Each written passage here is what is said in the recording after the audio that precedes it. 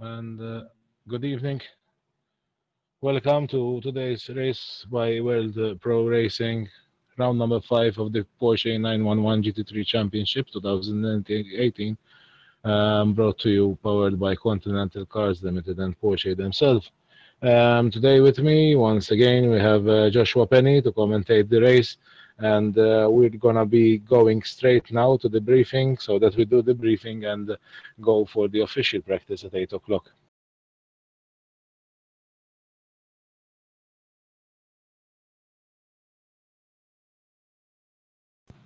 So, good evening, everybody. Good evening, all drivers. We're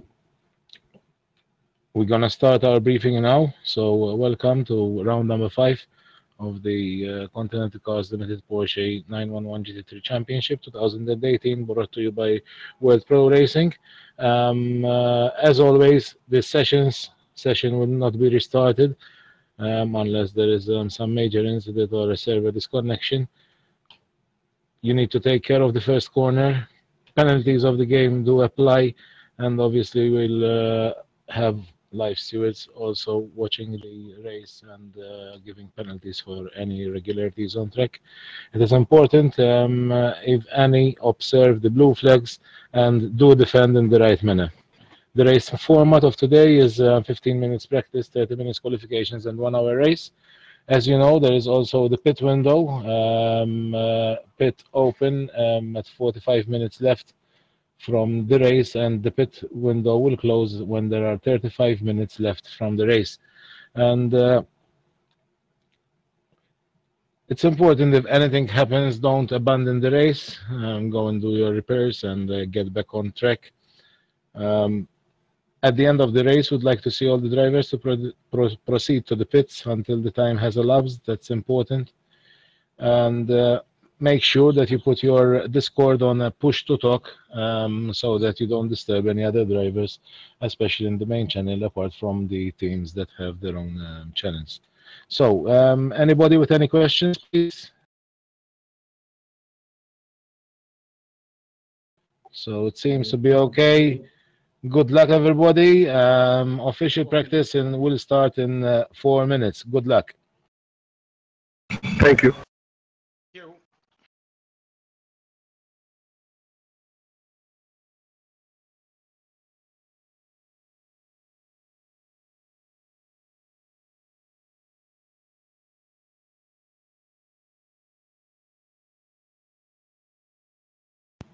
So, here we are. In 4 minutes, we'll be kicking off with the official practice of this round 5 Continental Cars Limited Porsche 911 GT3 Championship 2018. With me today, as always, Joshua Penny with his great commentary. Hello, Joshua. Hello, Adrian, and hello, everyone at home. Good to be here again for the round 5 of the World Pro Racing Continental Cars Limited Porsche 911 GT3 Cup Championship, I think, of 2018. And at the Nürburgring today, so a track that I very much like, and World Pro Racing are here today, and I'm sure it's going to be a good spectacle. Yeah, sure. As always, in the Porsche 911 GT3 Championship, we have some great races. Especially today, obviously, we'll see what these drivers will do in the Nürburgring, which is definitely a great track to drive. Right now, we have unofficial practice going on. It's like 3 minutes left. After that, we'll launch our 15 minutes practice session and 30 minutes qualifying session before going to the 1 hour race. So, is this official practice now? I don't think it is. So we're waiting for official practice to start. It's going to be a 15-minute session, as we just heard explained, and then we're going for a half-an-hour qualifying session and a 1-minute race. The race, of course, it's important to be quick and it's important to make overtakes, but that's not the whole story, seeing as we do have strategy involved as well, with a pit window opening from 15 minutes into the race to 25 minutes into the race. So just before the halfway point, that closes. And that's going to add a whole second dimension to this race. or another dimension to this race, rather, as we see drivers jumping into the pit lane to try and undercut or overcut their opponents as well. So it doesn't necessarily all have to be on track here. And I always think that really spices up a race, that extra degree of uncertainty and unpredictability, which I'm sure we're about to witness. But first of all, of course, we're going to have to go for a 15-minute official practice session, which is just going to be these drivers' last chance to see this track in action. We only have 9 of our drivers on the server at the minute, which is a bit disappointing. Hopefully, we get more in a couple of minutes, because of course at the start of the season we had a total of 15 drivers. But that doesn't really matter, because there was a race that Sim Racing Malta, our partner Sim Racing Malta, did at the Nürburgring here. We did a casual race here with some Mercedes DTM cars, and although that only had 8 entries, it was actually one of the best races I've ever seen. Extremely exciting race we had there at Sim Racing Malta in the casual race. And today with World Pro Racing, we could be about to repeat that. It's certainly a track that lends itself to good racing, no matter what kind of cars you're driving, no matter how many drivers you have. It's a very well-designed circuit with technical sections, with 90-degree left-handers and right-handers, and then with faster sections as well, leading all into a little chicane at the end of the lap. It really is designed very, very well for a race circuit. Anyway, the timer has now ticked to 15, meaning the official practice session is now getting underway, and the first driver on track is going to be Richard Schaefer in the ACR car at the front of the field. So Richard Schaefer in the ACR Zaxby car leads us around the lap for the first time. He will be showing us the interior part of the circuit here. This is the Mercedes Arena, leading out through. Oh wow, he's actually stopped. So this won't be Schaefer setting the lap first. I'm just trying to work out who's on track next.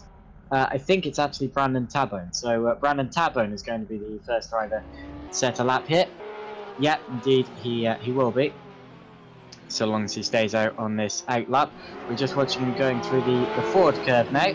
Of course, not pushing yet, because this is just an out lap. He needs to conserve the tyres on this lap and then unleash the power when his hot lap starts. This is the Dunlop curve, the tight right-hand hairpin. Well, not really the tightest of hairpins. It just keeps going on, and you have to be really quite slow through it. And then you can unleash the power as you head through this uphill chicane at the Michael Schumacher S, before heading over to the Combhole curves and the bit curver as well. The bit curver being the right-hander, the over 90-degree right-hander that you're about to see here. Almost banked. I think it is slightly banked there, which helps for grip.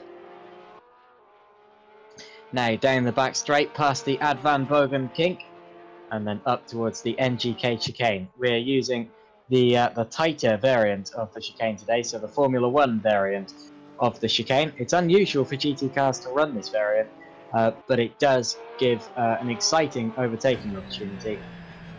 Now through the final corner, we're watching Tabone setting himself up for a lap. He can unleash the power now and accelerate down the start-finish straight, and now cross the start-finish line to start the timer.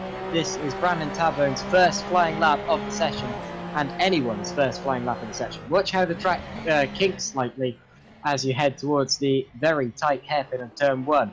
It's often a difficult braking zone there, because you really have to angle the car correctly. Now back through the Mercedes Arena. Don't clip the curve too early, otherwise the car ends up going wide on the exit. Same with this corner as well. The apex is late. Now to the right at turn 5, slight kick of oversteer there. Turn 4 rather. And now towards the forward curver again, which is turn 7, the right-hander. Nicely controlled lap so far. It's not been blistering, but it's been nicely controlled as as I say that, he gets a bit close to the grass there for my liking, but never mind. It's been about His first second's been about half a second off what Kevin Siggy's done behind him. So Siggy setting a purple first sector. In terms of the championship, it's still rather close up the front. A lot of people have thought of this as being a series dominated so far by Hani Al Sabdi. And indeed, Al Sabdi has scored the most wins of anyone, with 3 wins to Siggy's 1. But it hasn't really been dominated in terms of points, seeing as the points up the front of the field aren't really that much different. You get 20 points for a win, 18 for second, and 16 for third. So even if a driver does a lot better than another, it's hard to accelerate away from them in the points, and then that means that the tides can turn really rather quickly. So Al Sabdi is leading this championship at the minute with 78 points from Kevin Siggy's 70, and then it's Risto Capit behind with 66, and then Richard Schaefer, Gergo Baldi, Bernard Vella, Brandon Tabone, Omar Barbara, Justin Barucki, and Gary Sarafian. Those are the top 10 in the championship. Of course, there are 16 drivers who have competed in this championship as a whole, but those are the top 10. Brandon Tabone, meanwhile, puts in his first flying lap, and it's a 2:03.052, which is immediately bettered by 2 seconds there, with Kevin Siggy's 2 minutes 1 second 0.012 of a second. So actually, as you said, the grid of today is with 10 drivers. It's something actually like also Risto commented. It's like it's a high level race with high level drivers, and obviously some people could like give up and just stay aside and watch, because as you know, we have very high level drivers taking part in this particular championship. Yeah, that's unfortunate, but still, we've seen in the past with Sim Racing Malta and with World Pro Racing that you don't always need a lot of drivers to have an exciting race, and sometimes even when you do get a lot of drivers, you don't get an exciting race. It's really down to the track, the cars, and the drivers that are racing on that day, and that, I can imagine, is what gives this track an advantage, because as I said before, I really do like this track. It's a great one for racing, and Porsche Cup cars, of course, are designed for racing, so they always provide a spectacle, especially when you have a pit window like we do today. I think everything's working in our favour, so don't be too downhearted by the lack of drivers today. And still, we do have 10 drivers, so we're in the double digits, and that's not dreadful, but it's not as many as we would have liked. Still, I'm watching Richard Schaefer here, who's putting on a real show. He's just set the fastest first sector of anyone by about half a second. So Schaefer really on target for the fastest lap at the minute. Currently, the fastest lap is being held by Kevin Siggy, but Richard Schaefer has got his car into gear here. Slightly slides it out at the final corner, though. Doesn't clip the apex. That's going to cost him a little bit. But I think he gained enough in the first sector to still put his car first. Oh, he doesn't. In fact, he lost quite a lot. He lost 8 tenths in the final sector there. So ended up finishing second there, behind Kevin Siggy by 0.270. So just over, well, just between 2 tenths per second and 3 tenths per second separate first and second place here between Siggy and Schaefer. Siggy and Schaefer first and second at the minute, and third place, just putting in that lap there with a 2:01.852 is Bernard Vella. So Bernard Vella puts his car to third. Those 3 drivers currently separated by less than a second. Although not many drivers have actually put in laps yet, so still more to come from a lot of these guys, I'm sure. We're about halfway through the session now, and we still haven't seen laps from Gary Sarafian, Sandro Zara, Hani Al Sabdi, or Risto Capit here. So plenty of big names there. I mean, Al Sabdi and Capit, of course, 2 of the biggest drivers in this series, first and third in the championship. So definitely expecting good things from them here. So quick first sector, or relatively quick first sector from Richard Schaefer there, and a very quick one from Bernard Vella. Actually, that wasn't as quick as Richard Schaefer's, but Schaefer's made up for it by going quickest of anyone in the second sector here. So I'm watching Schaefer in particular as he is charging on this lap. Schaefer and Vella both in contention for the fastest lap with the current lap that they're on. Although Schaefer has a bit of traffic coming up. Hopefully they don't get in the way. Actually, it seems like they're far enough ahead. That's one of the Sim Racing Middle East guys there. One of the two Lebanese drivers in the field. Now, around the final corner comes Schaefer as Brandon Tabone now moves up into third with a 201.681. Schaefer puts the power down. Now, what's the lap from Richard Schaefer? This is looking extremely quick, and indeed it is. It's a 2 minutes, 0.048 of a second, which puts him 9/10, almost a second ahead of Kevin Siggy there. And Siggy, while he did just set the fastest second sector time of anyone, then abandoned that lap. And oh no, he didn't abandon that lap. What he's actually done is he set the fastest second sector of anyone on his out lap. So that's interesting.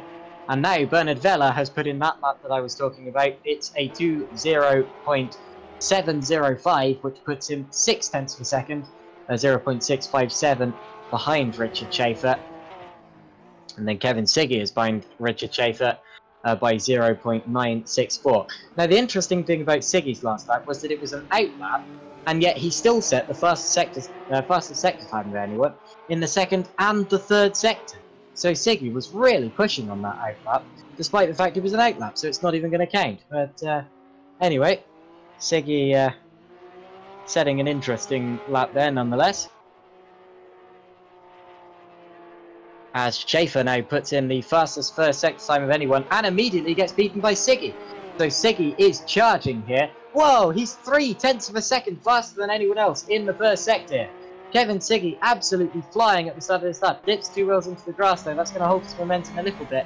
But Siggy still on a real stormer here in the second sector. He's over a second ahead of anyone else already. Now, or ahead of his previous lap already, rather, I should say. Now, what's his second sector time going to be? I expect this is going to be the quickest of anyone as well. He's over a second and a half quicker than his best lap so far. This is surely a flyer. And it is fastest of anyone in the second sector too. He needs to keep it together in this third sector to make it count. But I should also point out that Hani Al Sabdi is on his first flying lap. But anyway, let's keep watching Kevin Siggy because this is a masterclass of a lap. As Richard Schaefer now puts his car to the top of the order with a 1:59.924. So Schaefer, the first driver to be within 2 minutes here. And Bernard Vella is challenging that as well. But Kevin Siggy is going to be well inside the 2 minute margin here.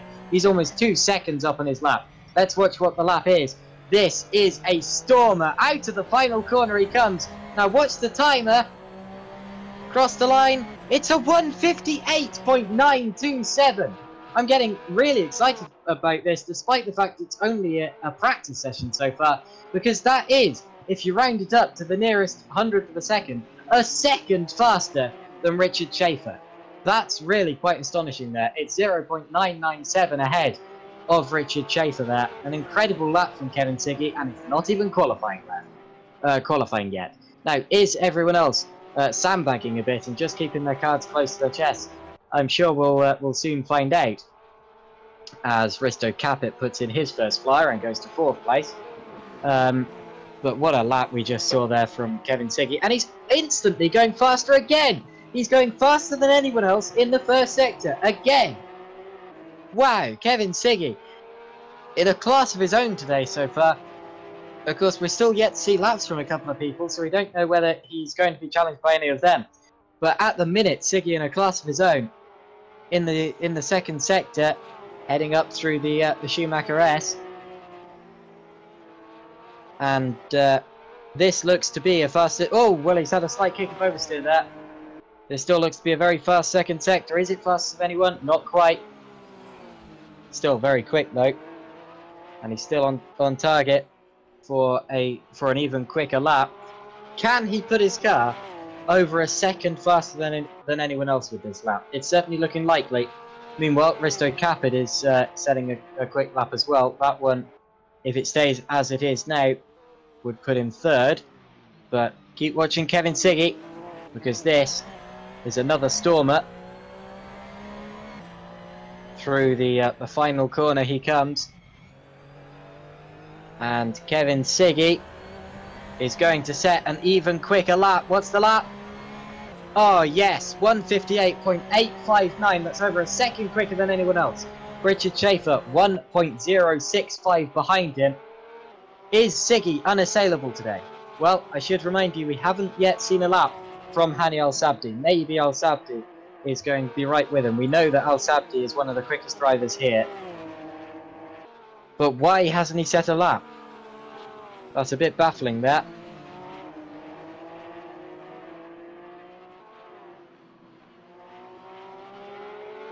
Now, Risto Capit crosses the line and puts his car to second. Still over a second behind Kevin Siggy, though. It's 1.002 behind Siggy with a 159.861 lap time. Remember, it's been over a month since the last round of this championship, the Continental Cars Limited Porsche 911 GT3 Cup Championship, and the last time we went racing, Al Sabdi was by far the quickest. Although in a month a lot can change, so have the tides turned here? We're still yet to see Al Sabdi's lap. Sandro Zara has just put in his first flying lap. It's over a second behind the next flying lap above him, but still that's his first real shot. And still we haven't seen laps from Serafian or Al Sabdi. In fact, we're not going to, because the timer isn't going to give them enough time to get out of the pit and set a lap here. So I'm a bit baffled by that. Why haven't Serafian or Al Sabdi set laps? Well, I hope they will in qualifying.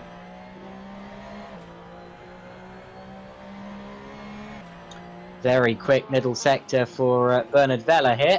He's just getting it through the final sector. Oh, gets over the curb a bit there. That's going to spoil some of his momentum. It looked as if he was going to move up to third with that lap, but I don't think he will now. He is going to be quicker, I think. Let's watch the lap as he crosses the start-finish line. It is an improvement, but he stays fourth. Richard Schaefer was going to improve, but he's now in the gravel. Brandon Tabone about to improve. He moves up to fifth, ahead of Omar Barbara. Good lap from Brandon Tabone. Only a couple of drivers still on laps here. In fact, only one on a time lap, I think, and that's Justin Baruki. He's just been through the first sector. The timer has ticked to 0, so the checker flag will show to the drivers after this one lap here.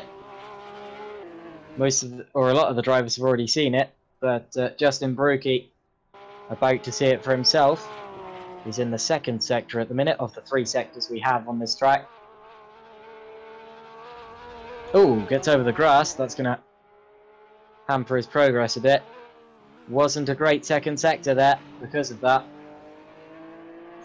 Still going for it and still quite close to his best lap so far. Still chance to improve, but a bit of a messed up lap. He's currently 7th in the order. So into the NGK chicane he goes. The NGK chicane, of course, has been through a couple of names. It used to be known as the Vidal chicane. And he's not taken the fastest of lines through it. And in fact, that is not going to be a quicker lap for Justin Baruki. So Baruki now sees the checkered flag. And that is the end of the session for all of the drivers now. It was Kevin Siggy at the top of the order with an astonishing 158.859, over a second quicker than anyone else. An unbelievable lap time that was, and that puts him by far and away at the top of the order. Now, for some reason, the practice time has just restarted. Oh, there we go. Now we're going to the qualifying session. So, qualifying now underway for the Porsche Continental Cars Limited Porsche Cup Championship. And the first driver on track is going to be Risto Capit for this 30-minute qualifying session. Hello to everyone watching on Facebook and YouTube today. It seems that the Facebook is delayed, so it's probably better to watch on YouTube today. But we're live on both.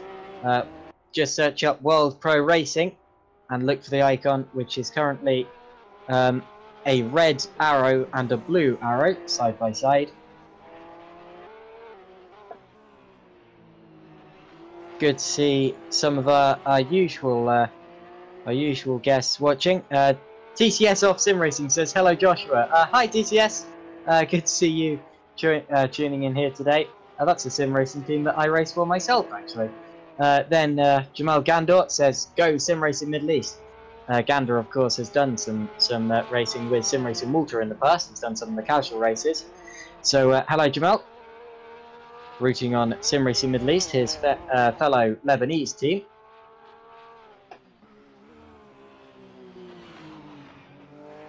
Now, Risto Capit, just about to start his first flying lap here.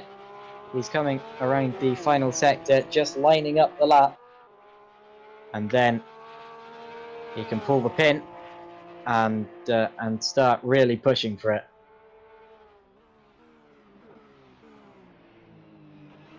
It's at this point that the drivers start to really get themselves focused, except for Capit there, as he has a bit of a slide over the chicane. Hopefully that doesn't hurt his rhythm. Now, out of the final corner, you'll notice he takes a wide in, tight out approach to it. That's to get the best run down the straight, and therefore be travelling at the maximum speed that he can be as he heads onto the straight. And Risto Capit starts his first flying lap of this session. Through the Mercedes arena he goes.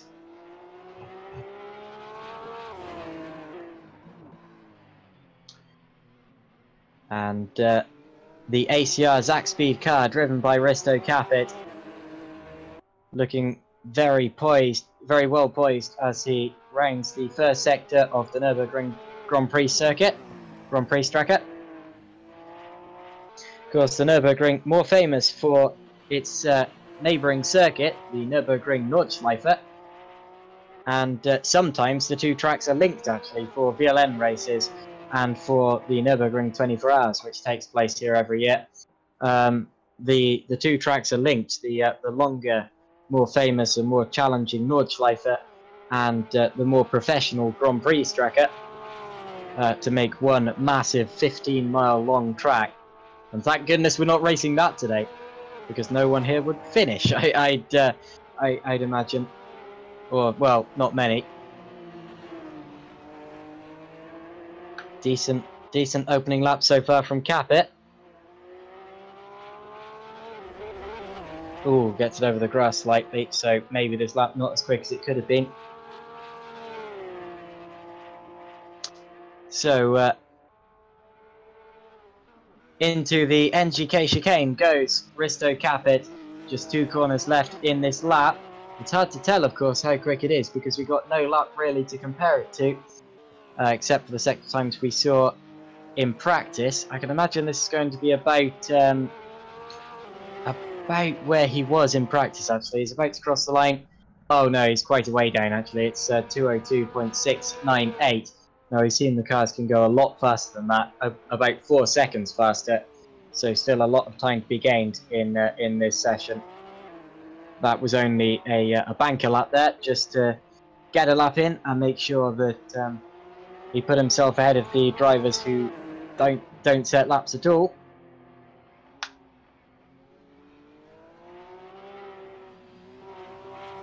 So Risto Capit has put in the first lap there, but not a quick one. Although already going very quickly in the first sector, that's more like it. So Capit sets a quick first sector time there.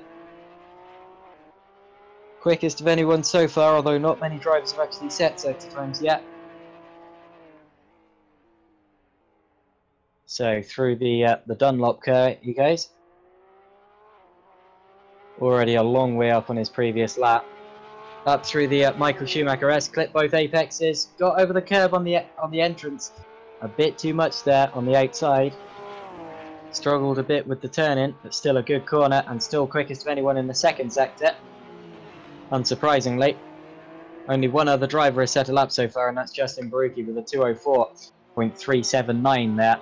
But Barucki already massively ahead of his best lap here. And Richard Schaefer going on to his first flyer as well now. Although already 4 tenths down on Risto Capit in the first sector. Through the chicane goes Capit. This is definitely going to be the quickest lap of anyone so far if he can get it through the final corner safely.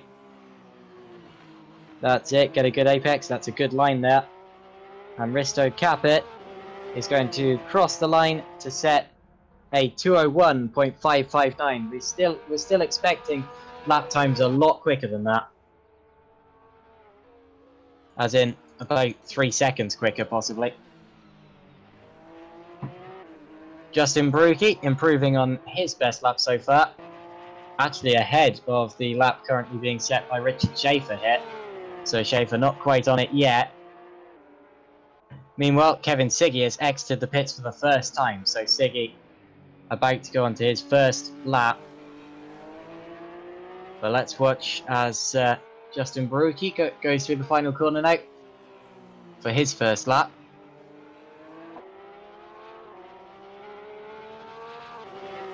And Justin Barucki sets it's a 203.555, still almost 2 seconds behind Risto Capit at the top of the order. Richard Schaefer now puts his car to second place with a 203.243, still over a second and a half slower than Capit, but with the fastest third sector time of anyone. Capit already going quickest of anyone in the first sector here, aiming to improve his lead again. Getting really quite worried now by the lack of Hani El Sabdi. He's still in the pits. He was in the pits for the entire practice session, and now he's still in the pits in qualifying. That's really quite worrying there. Risto Capit setting a quickest second sector time of anyone so far, as Richard Schaefer puts in the fastest first sector time of anyone, and Kevin Siggy puts in the fastest second sector time of anyone, despite being on an outlap. Siggy likes doing that, doesn't he? He likes pushing despite only being on an outlap. It's interesting. Risto Capit about to put this lap in. He's coming through the final corner now. This is going to be a quick one, but I think Schaefer's on a quicker one. So what's the lap for Risto Capit as he crosses the line? It's a 2 minute 0.612. Still not below the 2 minute margin. What about Schaefer? Schaefer has set the fastest first sector time of anyone.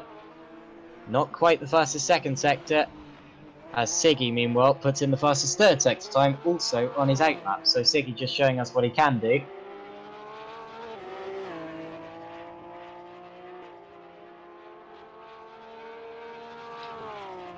So Richard Schaefer now coming through the final sector. It's been a quick first and a quick second sector.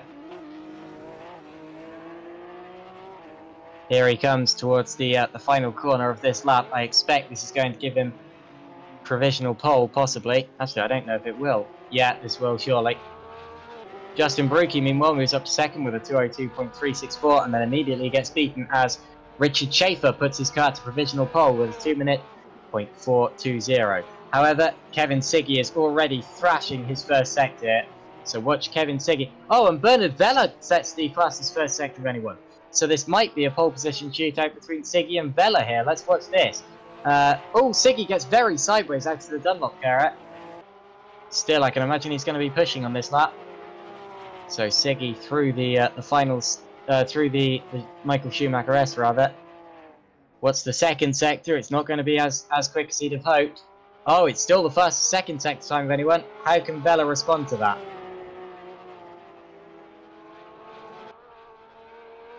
In the final sector now is Kevin Siggy. He's got the Ad Van Bergen, the NGK chicane, and then the final corner, the Coca-Cola curve to go here. And Bernard Vella sets the fastest second sector time of anyone. So Siggy might not go to the top of the order here. I mean, he will, but because he's setting the lap first. But then Vella is going to jump him, so long as he can get the final sector put in. Kevin Siggy moves up to first place with a 159.219. That's over a second quicker than anyone else for now. But watch Bernard Vella. Vella is flying here. Meanwhile, good news. Al Sabdi is out of the pits for the first time. For the first time since he pulled into the pits in practice. Oh, and it was a slow third sector. A very slow third sector for Bernard Vella. He does not take pole. He takes second with a 159.437. His second sector time over half a second, or about half a second, behind Kevin Siggy. Siggy put in the fastest third sector time of anyone there. and Vela couldn't match it. Now Siggy going even quicker in the first sector, fastest of anyone again. As Hani Al Sabdi puts in the fastest second sector time of anyone on his outlap. So Al Sabdi here showing us that he's capable of more.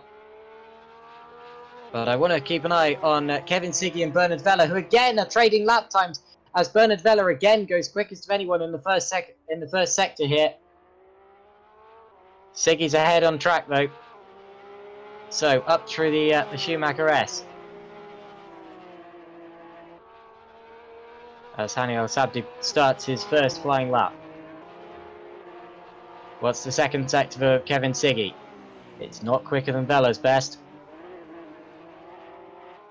Gets slightly wide there through the Kumo curve there. And Vela sets a very similar middle sector time. I still think Vela has the advantage over Siggy here in terms of the lap time, but it's all about the final sector now. The final sector appears to be where Vela's losing the time to Siggy. Siggy coming through the final corner. Does he get a good exit? I'm not even sure whether this is... Yeah, this is going to be an improvement for Siggy. What does he put? It's a 1:59.185. It's a quick lap. But what can Bernard Vela do here? Out to the final corner. He's going even quicker. This is going to be pole position for Bernard Vela, surely. Provisional pole anyway. Across the line he goes, and it is. It's a 1:59.017. Now let's switch our attention to Risto Capit, who's going very, very quickly and actually might be challenging provisional pole here. Risto Capit really challenging here with this lap. As well as Al Sabdi is first as well, but Al Sabdi behind on track. As Kevin Siggy puts in a fastest first sector time of anyone again. So you don't really know where to look on laps like these. Let's watch Capit. Out to the final corner he goes. This is, I expect, going to put him third. It does, with a 1:59.288. Only 0.2 of a second behind Bernard Vela. Close to 0.3 of a second, but still. Now Al Sabdi out of the final corner. What's Al Sabdi's first flyer? Oh, it's top! Hani Al Sabdi 1:58.978. Al Sabdi is here. But what about Siggy? Siggy, fastest of anyone in the first sector. It's a fast second sector as well. Siggy going into the third sector. We have a proper front row shootout here between 4 different drivers. Al Sabdi, Vela, Siggy and Capit. All within half a second of each other in terms of pace and all pushing for it. All capable of sub 1:59 lap times. This is a brilliant, brilliant qualifying session so far. I told you we don't need many drivers to have an exciting race. This is brilliant. What's Siggy? He's in the final sector. He's going half a second up. This is going to put him to pole position provisionally if he can put it in. It's an astonishing lap so far from Kevin Siggy. Out to the final corner he goes. Across the line. It's a 1:58.702. Absolutely brilliant lap for Kevin Siggy. And Al Sabdi's already challenging. Al Sabdi already challenging in the first sector with a 36.4. That's quicker than Al Sabdi's best. If he can keep this up, he's gonna be challenging for provisional pole by the end of this lap. What's the second sector? This is where Al Sabdi is very, very quick indeed. Oh, but it's not as quick as Siggy. Not quite. Through the into the final sector he goes. He's still up on his best, and still by enough possibly to take the fight to Siggy, as Bernard Vela as well starts a new lap and immediately sets about going quickly. Hani Al Sabdi in the final sector, as well as is Capit about to go quicker. Capit's about to improve his lap, and he does, but he doesn't move up a place. Capit's still in third. What about Al Sabdi out of the final corner? He's been held up slightly, I think, because he lost a couple of tenths of a second there, and it's not quicker from Hani Al Sabdi. Believe it or not, we've only just passed the halfway point in the qualifying session. We've got a proper shootout here, and it's seriously not done yet. Absolutely fantastic to watch. Kevin Siggy, very fast second sector there, not quite fast as anyone, but already setting about trying to go quicker than his best, as well as Risto Capit. Capit having a quick first sector here. Meanwhile, Al Sabdi goes back into the pits to set up for another run. Kevin Siggy in the last couple of corners of the lap. This is going to be a quick lap. I don't know if it's going to be quicker than his best, though. Oh, he pulls into the pits. So Siggy obviously didn't have enough fuel or enough tyres to go for another run there. Now, next of our runners to put in a quick lap, I expect, will be Risto Capit. He's put in. He's currently going very quickly in the second sector. Although he's actually being challenged in terms of laps by Richard Schaefer. Could this be about to become a five-way battle for the pole position? I don't believe it will, because Schaefer doesn't appear as quick in the other sectors, but the first sector. However, Capit there puts in a quick second sector. A 40.9 in the second sector. About 0.3 off Siggy, but that's where he's losing the pace. The final sector for Capit is always a good one. Through the oh, he's hit the curb too badly. Actually, he's bounced over the curb and he's spun the car around. So that's no improvement there for Risto Capit, and he'll be pretty disappointed with that, because that lap was on target to beat Bernard Vella and move up into third. He's actually staying out of the pits and going for another lap, so obviously he feels the tyres aren't flat spotted enough to just give up there. As Bernard Vella now starts another flying lap. So Bernard Vella and Risto Capit just starting fast laps there. Meanwhile, Al Sabdi has instantly come out of the pits again, as has Siggy.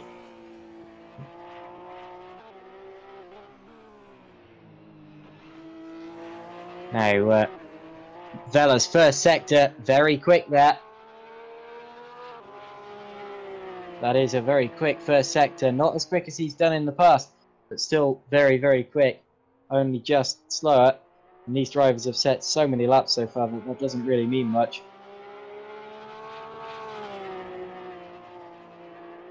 Up through the Schumacher S's. Meanwhile, Risto Capit sets a very quick first sector. The shootout still absolutely on here, and it's a quick second sector for Vella. Only about 1/10 of a second off what the quickest guys do through there. Although Vella, of course, is one of the quickest guys. And every 1/10 of a second is counting here. So Vella's going to put in this lap before his rivals. And remember, the gap between him and Al Sabdi in terms of lap times, less than 1/10 of a second here, less than half a 1/10 of a second. So still extremely close. As Hani Al Sabdi puts in a very quick first sector. This shootout is very difficult to predict here. Any of these four guys could get pole, I'm sure. Vella moves up to second. Vella with a 1:58.951 moves up to second place. That's 0.249 behind Siggy. Still very close. What can Risto Capit do here? He's in the last sector, going quickly. Possibly a little bit too cautiously there through the chicane. Maybe he's been put off slightly by that spin, and this isn't going to be a quicker lap for Risto Capit. It isn't. He's going on to a lap anyway. Whoa! Fastest second sector time of anyone for Hani Al Sabdi. And it's a fast first sector as well. Al Sabdi is charging. This is on target to smash pole position here. He's just got a couple of corners left to go on this lap. Can Hani Al Sabdi jump both Vella and Siggy with this lap? It's all down to the chicane, really. Gets it over the curb nicely. Doesn't take too much curb. That's good to see. It's still a quick lap through the final corner. And Hani Al Sabdi gets a good exit. This is about to be an astonishing lap from Hani Al Sabdi across the finish line. It's pole! 1:58.545. Provisional pole position. And a quickest third sector of anyone just to seal the deal. Unbelievable lap there for Hani Al Sabdi. It's 0.157 ahead of Kevin Siggy. And that actually pushes Risto Capit behind 0.6 of a second behind pole there. We now have less than 10 minutes remaining in this qualifying session. And it's one of those sessions where you just want to hike the checkered flag.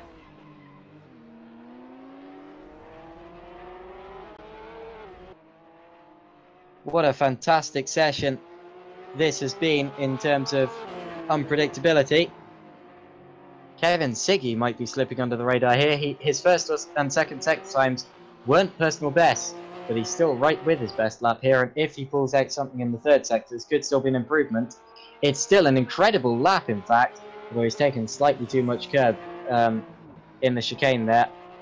So no improvement there for Kevin Siggy, I'm afraid to say. Richard Schaefer about to put in a quick one, actually. Can he jump Risto Caput with this? No, he's taken too much curb. Easy mistake to make. A lot of people do take too much curb through the NGK chicane there. It's about the easiest mistake you can make at this track. Because the drivers naturally want to brake as late as they possibly can through that chicane, and that's often at the expense of control. Meanwhile, Siggy and Vela both starting new laps. Caput has dipped into and out of the pits. And with with 8 minutes remaining, the order is Al Sabdi, Siggy, Vela, Caput, Schaefer, Tabone, Baruki, Barbara, Zara, and then Serafian still hasn't set a lap. Now, I don't know what Serafian's doing there. He's on a lap now. Actually, he isn't. He's on an out lap. So Serafian still hasn't set a representative lap time yet. Ooh, very quick first sector for Kevin Siggy. Not as quick as he has done, but still very quick. 36.2. That's about, well, that's pretty much what El Sabdi did on his fastest. What's the second sector time for Siggy? 40.7, just 1/10 of a second behind Al Sabdi. That's where he's losing the time. Al Sabdi just unstoppable in the second sector. Now, into the third sector goes Kevin Siggy. He's still on target for a good lap here. One that could challenge pole position, I think. Through the NGK chicane goes Kevin Siggy. Loses a bit of time through there. I'm looking at the delta, watching it intently, but he's lost a bit of time through there. Through the final corner, can he salvage something? I don't think he can, so no quicker lap there for Kevin Siggy. He's going on to another one. It was still an incredible lap, but one that won't put him up a position. Still, if he'd set that lap rather than the one he'd previously got, he would still be second in the order. Bernard Vela's on a quick one though. Might be challenging. No, he's not got the final corner hooked up there. No improvement from Vela. But Caput there, just putting in a very quick first sector. Risto Caput in his quest to jump back into the top 3 here. Tell you what, I've been very impressed by the pace from Bernard Vela today. Vela, remember, only 6th in the championship. He's not a driver that normally challenges for pole position, but today he's really right up there with them. Now, Risto Caput still on a very quick lap. This could challenge not just Vela, but Siggy. Let's see. He's coming through the final corner. I don't think it will challenge Siggy, but I think he's almost definitely going to jump Vela here. What's the exit? This is going to be close. Does he jump Vela or doesn't he? Across the line? No. Oh, it's exactly the same lap time. It's exactly the same lap time as Bernard Vela is set to the 1,000th of a second.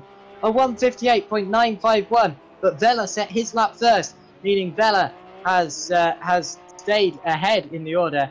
That is utterly frustrating for Risto Caput, because any improvement on that lap, you know, one curb, slightly less clip, one 1,000th of a second earlier on the accelerator, out of any corner, and that would have been 3rd place. But wow, just misses out there. Very close.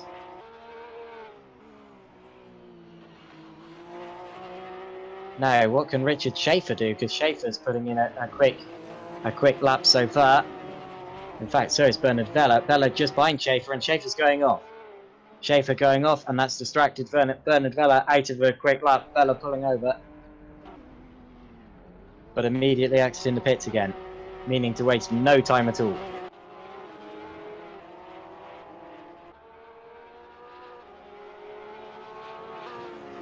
Let's see what the first lap is here for Gary Serafian. He crosses the start-finish line and actually stays 10th. So Serafian, although that's his first flying lap, still only 10th in the order, I'm afraid to say.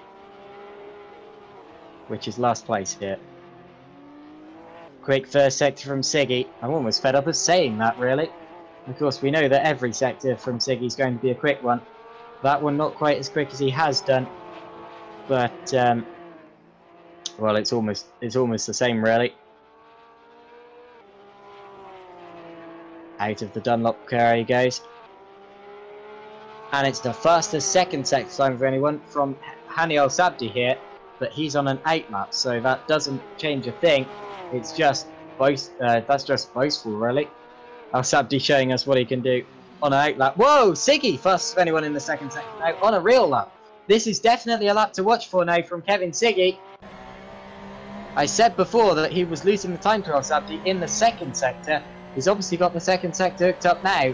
Could this be Siggy's one last gasp dash here for the pole position? It could well be. Siggy through the final sector. And the final sector is where he does gain time on Al Sabdi sometimes, but he took slightly too much curb there. Is this a quicker lap from Siggy? It's going to be close. I think it might be. Is this pole position for Kevin Siggy? He's going to cross the line. It's an improvement, but it's not pole. It's 1:58.661. He's going back to the pits, but he might get one more chance if he wants it. And why wouldn't he want it? He's that close to Hani Al Sabdi.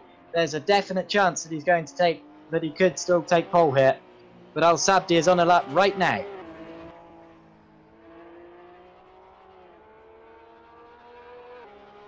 So Hani Al Sabdi puts in a fastest first sector time of anyone. He's just trying to add insult to injury now, rub salt in the wounds, and go a lot quicker than anyone else. Siggy needs to make it out to the pits now if he's going to get another chance.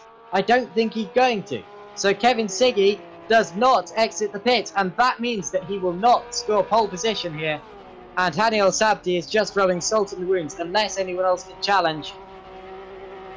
Remember that Vela and Capit are still within half a second of him in terms of lap time, but Capit will also not get another chance. He's still in the pits here. So Capit's still in the pits, and it's a fastest second sector time of anyone from Al Sabdi. Why has he waited this long? Of course, he already has the fastest time of anyone overall. But and Vela's challenging as well. Vela quick, very quick in the first sector. This might be a pole position shootout between Al Sabdi and Vela here. Al Sabdi in the third sector of the lap, putting in fastest sector time after fastest sector time. He gets the chicane done nicely. Through the final corner goes Hani Al Sabdi. What's the lap here? Out of the final corner, it's going to be quicker. And it's a 1:58.492. That's 0.169 ahead of Kevin Siggy. Amazing lap for Hani Al Sabdi there. Fastest of anyone in 2 sectors. What can Vela do? Vela might get another chance after this, actually. Al Sabdi is back in the pits, so he can't have another opportunity. Vela's messed up the lap, and he's going back to the pits. So that's pretty much confirmed it. It's going to be pole position for Hani Al Sabdi. I don't think anyone else can go any quicker. Let's watch other laps too, though, just in case. Richard Schaefer coming out the final corner. He's going quicker than his best lap. He does improve on it, but he doesn't move up. He's still in 5th position here. Brandon Tabone's on a quick one. Remember, there's still 20 seconds left on the session timer, so Schaefer might still have another chance at this, actually. Gary Serafian's made a mistake out of the final corner there. He stays in last position and might have just messed up this lap as well. Indeed, he's pulling over, so Serafian will start from the back of the grid here. Oh, over the grass and the gravel slightly goes Brandon Tabone, so no improvement from Tabone. The checkered flag is falling. Schaefer's going back to the pits as well. Everyone has finished the session. We now have a 3-minute countdown until the race, and the session has been topped by Hani Al Sabdi, followed by Kevin Siggy, Bernard Vela, and Risto Capit. Remember, despite Al Sabdi putting in an amazing lap, those 4 drivers were separated by less than half a second. It was a really unpredictable session right to the end there. Any of those 4 drivers could have set pole there, and any of them, I'm sure, could win this race. Very, very close race there. Incredible session. Following them were Richard Schaefer, Brandon Tabone, Justin Barucki, Omar Barbara, Sandro Zara, and Garo Serafian. Those are our 10 drivers here today. But what an exciting session we just saw there. And I'm sure this is going to be a fantastic race. We've got a real cracker on our hands today. Don't miss it.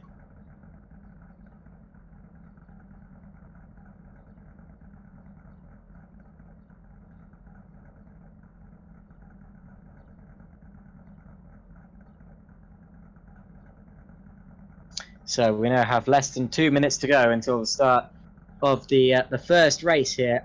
Well, I say the first race, the only race today. Round 5 of the championship, of course. We've been to Brands Hatch, we've been to Monza, we've been to Mugello, and we've been to Vallelunga, and now we're at the Nürburgring Grand Prix circuit. And we just saw an incredible qualifying session there. An incredibly close session, with the top 4 drivers being separated by less than half a second, and with Vella and Capit setting exactly the same lap time for 3rd place.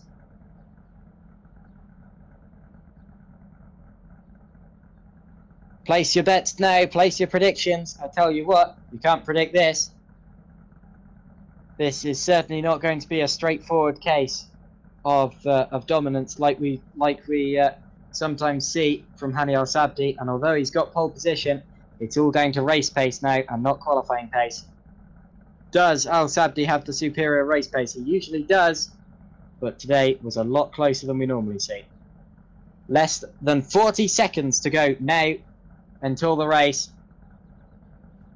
Again, it's Al Sabdi from Siggy, then Vella, Capit, Schaefer, Tabone, Baruki, Barbara, Zara, and Serafian. And we have 25 seconds now.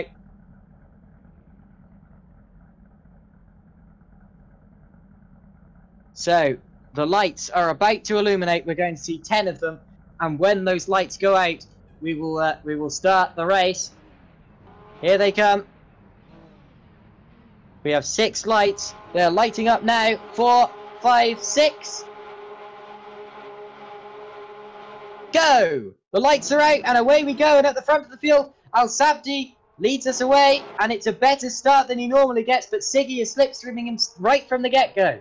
Siggy in his slipstream as we head down to turn 1 here. Siggy looking to the outside. Al Sabdi defends the inside. Can Siggy run his way right around the outside? No, he can't. And look at Capit on the inside. That's going to turn into the outside. And Al Sabdi leads us around. Has everyone made it through cleanly? I believe they have. That's a good start there. As Al Sabdi's leading from Siggy. And then Vella. No, Capit and Vella. So Capit got ahead of Vella at the start there. 5th place, Richard Schaefer. A clean start from everyone except Brandon Tabone. Brandon Tabone's had a spin there. So Tabone, I think, started 6th. Well, he did start 6th. And has now dropped down the order slightly there. Let's watch the cars as they round the Dunlop curve on the first lap. It's Al Sabdi at the front. And Hani Al Sabdi in the Mag Cape knows this position well. A lot of the time, he gets worse starts than his opponents and ends up dropping down the field at the start and having to fight his way back through again. Today, that hasn't happened, but with the pace that I saw Siggy, Vella and Capit having in qualifying, I really wouldn't be surprised to see faster laps now from, or to see Siggy really sticking with Al Sabdi in this race, although Al Sabdi getting away a bit at the start here. Can anyone challenge anyone into this chicane here? The NGK chicane. Doesn't look like they're close enough on this this opening lap. Schaefer got very close to the back of Capit. That's one to look...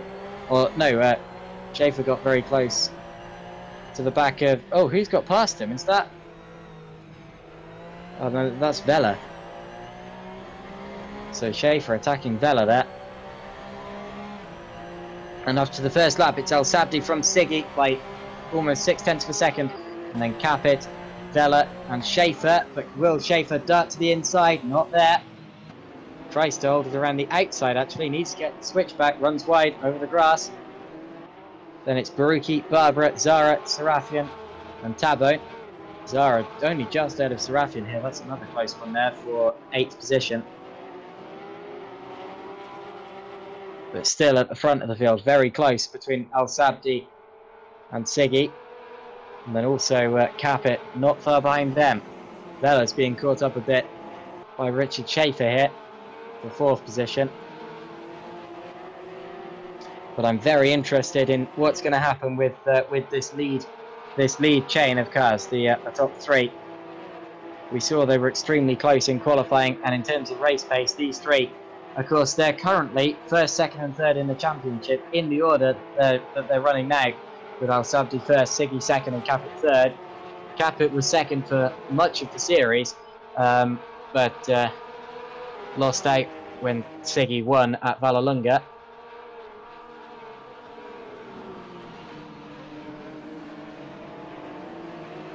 So far in this lap, I believe Siggy's actually been faster than Al Sabdi, so maybe Siggy catching Al Sabdi here. He's certainly a lot closer than he was at this point last lap, so maybe this race is still absolutely on between Siggy and Al Sabdi here.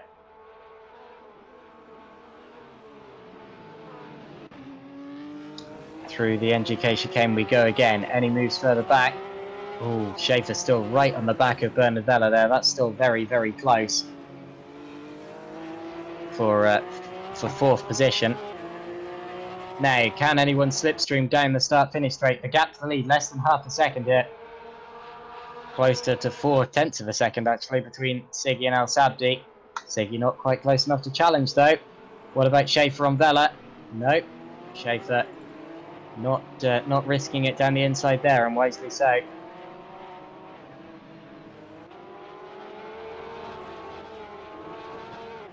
Meanwhile, Sandro Zara's dropped back a bit there from Gary Sarafian, who was right on his tail before, but now he's dropped back slightly.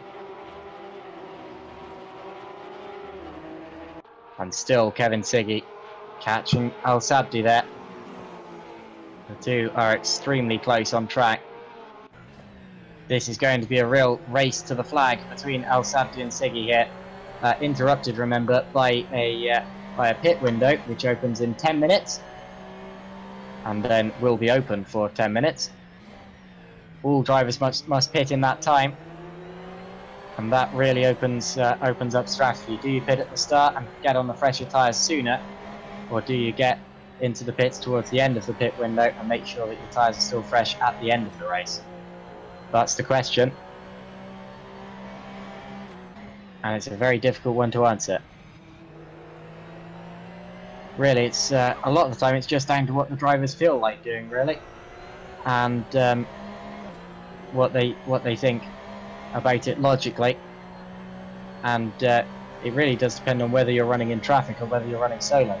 If you're running solo, it's often best to pit as late as you can and make sure that the tyres are still fresh near the end of the race.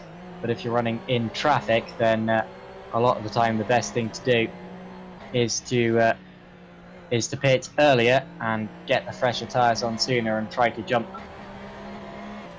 The trouble, though, is if you don't jump them, because then, of course, you have a problem in that you're stuck behind them and you've pitted earlier, so your tyres are going to go off later. Or earlier, rather. So sometimes it doesn't work.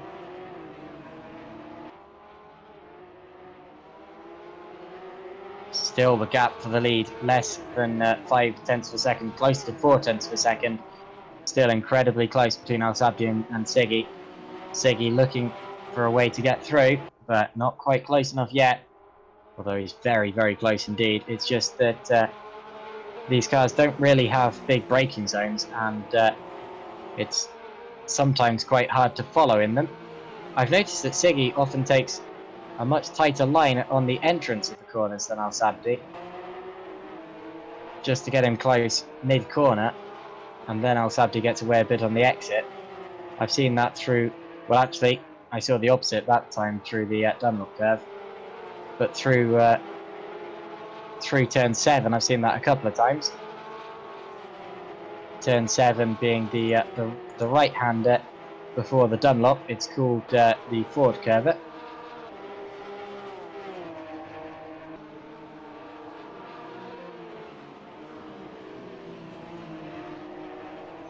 Now, still close for 4th between Vella and Schaefer. Those two another battle that that hasn't sorted itself out yet.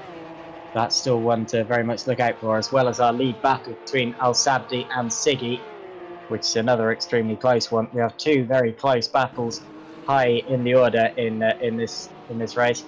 Jamal Gandor says weird line for Hani at the hairpin. Indeed, I noticed that on the last lap, where Al Sabdi took a tight entrance, then went slightly wide mid corner, and then came back in for the exit. And actually, Siggy got quite a way up in the final sector there. Siggy actually dropped about 2/10 on that lap there. He is now separated from Al Sabdi by, as near as makes no difference, 0.6 of a second.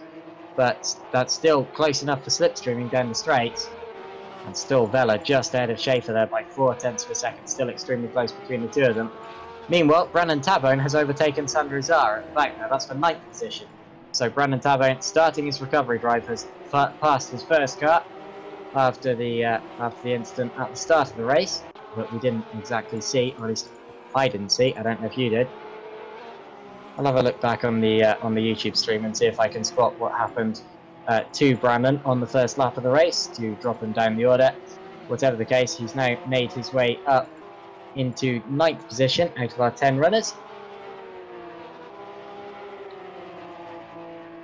So he would be in about the mid-pack, and I have no idea still, despite looking back in the footage. It seems like it wasn't caught on camera, but never mind. I'm sure we'll get that piece together towards the end of this race.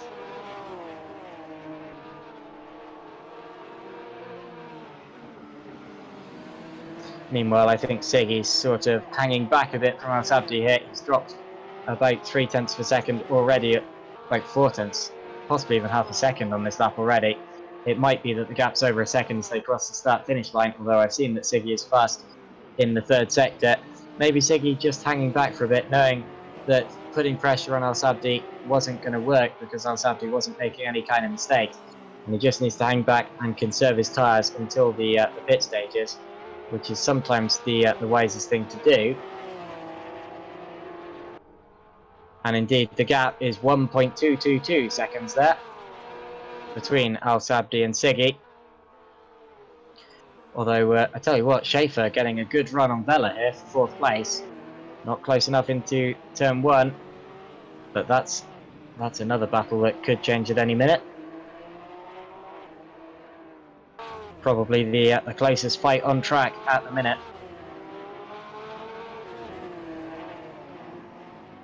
Schaefer still looking every way he can, taking alternative lines all over the place to just see if he can get himself onto the back of Bernard Vela to avoid his turbulent air.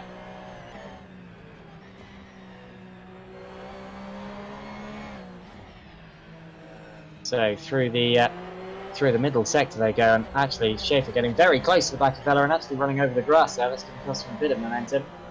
He ran over the grass through the or out of the forward curve there.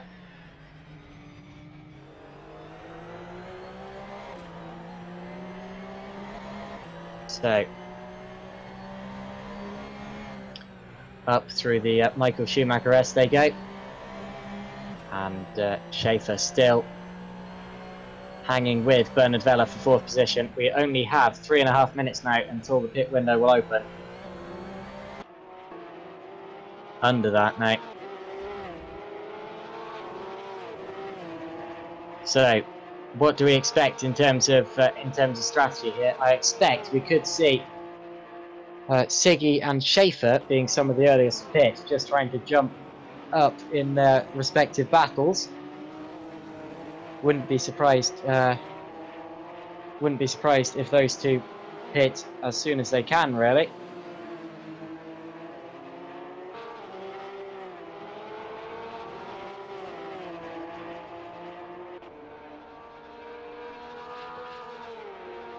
Now, this is very close actually between Schaefer and Vela. Will Schaefer go for it into turn 1? I thought that he might be close enough if he was feeling very ambitious there, but he wasn't. And possibly wise at this point. You don't want to take each other off this early. Or at any point, of course, but this early when the pack is still pretty close together, you have more opportunity to lose places. Brandon Tabone, meanwhile, has caught right up to the back of Gary Serafian as well. So we've got a couple of battles on track at the minute. Vela versus Schaefer and Serafian versus Tabone.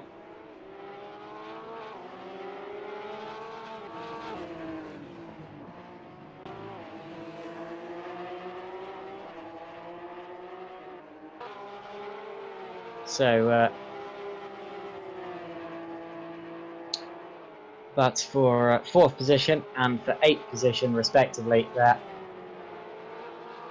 And the pit window will open in less than 2 minutes now, so strategy about to come into play.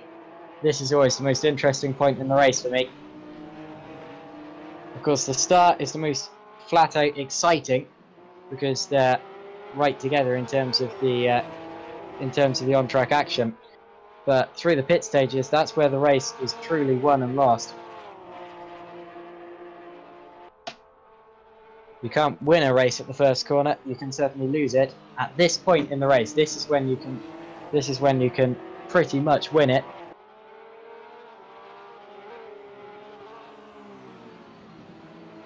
So 1 minute until the pit window will open. Still, the battle's raging between Vela and Schaefer and Serafian and Tabone. And now the battle for the lead as well has come down to less than 0.8 of a second, so they're getting very close. And now Vela going defensive from Schaefer down the straight. Schaefer has a lot of slipstream and he dives down the inside. Here comes Schaefer. Does he get it slowed in time? It looks like he does, and he gets through. Into 4th position goes Richard Schaefer past Bernard Vela. We saw that one coming for a while, and he's got through. Now, what about Tabone? Can he do the same thing to Gary Serafian? I think he looks close enough. No, he has to back out a bit there. Serafian running wide through the through turn 1 though. Tabone taking a nicer line, but not able to benefit just yet. So there are 3 separate battles going on track all of a sudden as the pit window opens. So will Siggy jump Al Sabdi? Will Schaefer jump Vela? Will Tabone jump Serafian? We're about to find out. The pit window will be open for just under 10 minutes now. It will be open for 10 minutes overall.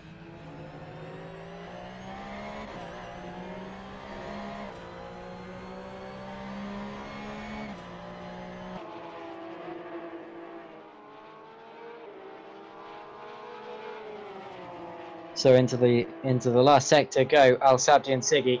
Now, will we see Siggy playing the tactic I just mentioned and diving into the pits almost immediately?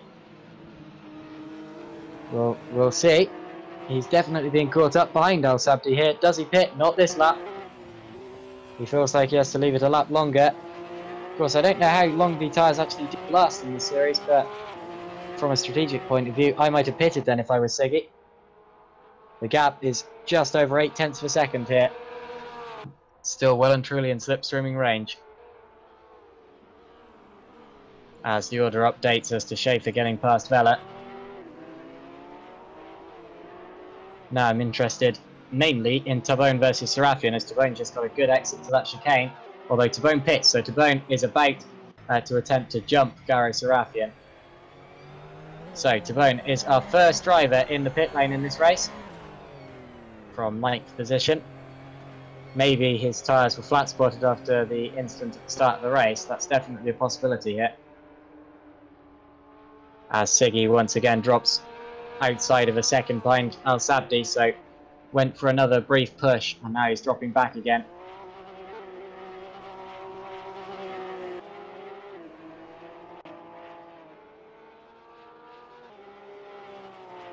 That's why I think you probably should have pitted on the last lap actually, because if you get close to a car and you don't manage to pull a move, often you can end up losing out through the turbulent air of the car ahead.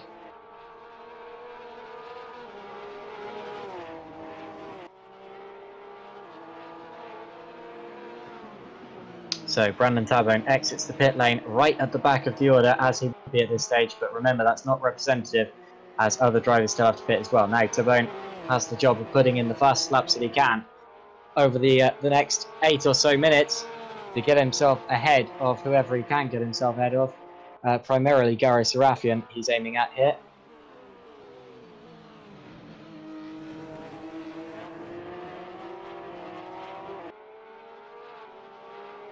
And Siggy stays out of the pits again.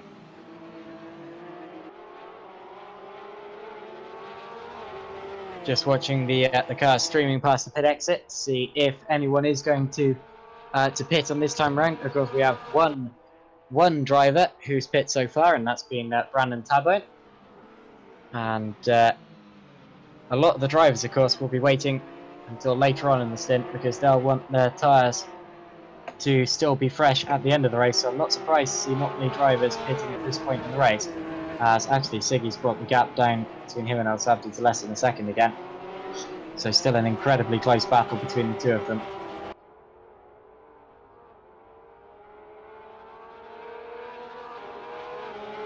And no one pit on that lap.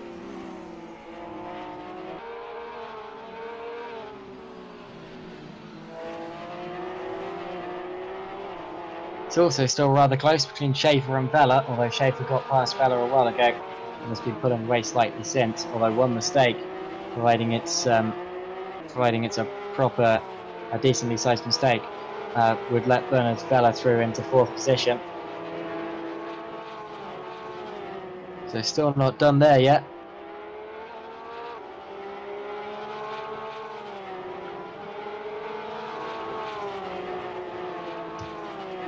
Now, I'm expecting Kevin Siggy will dive into the pits this time around. This is about the point in the race where I'd really expect it to happen anyway.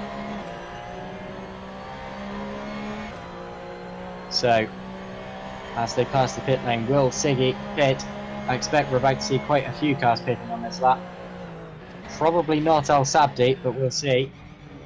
Maybe Al Sabdi will try to undercut Siggy. Into the pits indeed does come Kevin Siggy, as I predicted.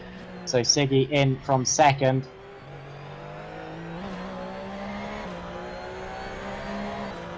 Just watching everyone else to see who's coming in. Not as many people as I expected, actually.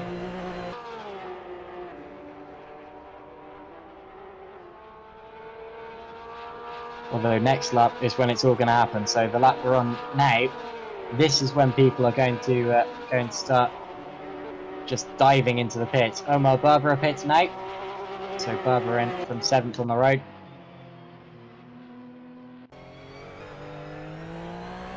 That's 3 down and 7 to go. And a 4th down is Gary Sarafian. So into the pits comes Gary Sarafian. He's probably going to come out behind Brandon Tabone yet. Sandro Zara now pits as well. So that's half of the field that's now pitted. Now, has Kevin Siggy come out in clean air? Yes, he has. That's good to see. He's come out between Bernard Vella and Justin Brookie, so he's 5th at the minute. 5th on the road. Only really lost 1 place from that pit stop. And overall, oh wait, no, Siggy, what am I saying? Came from 2nd. Although effectively, he could be on for the lead here. It all depends on how Hani El Sabdi pushes on this lap. He's really under a lot of pressure here, so Hani El Sabdi needs to put in an extremely quick lap this time round if he's to stay ahead of Kevin Siggy. I'll be watching the sector times intently.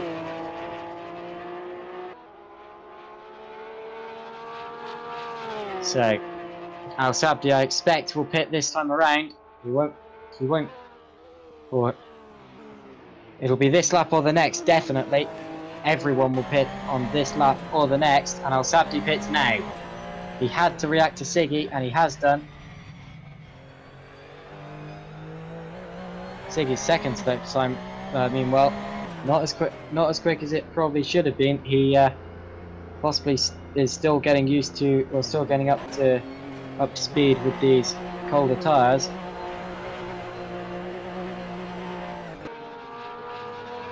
Into the pits as well, now comes Bernard Vella. So Vella in. Now where does Siggy come out in relation to Al Sabdi? Al Sabdi goes through in the lead. He looks to be quite a way ahead of Siggy, actually. So Al Sabdi has really gained time from that.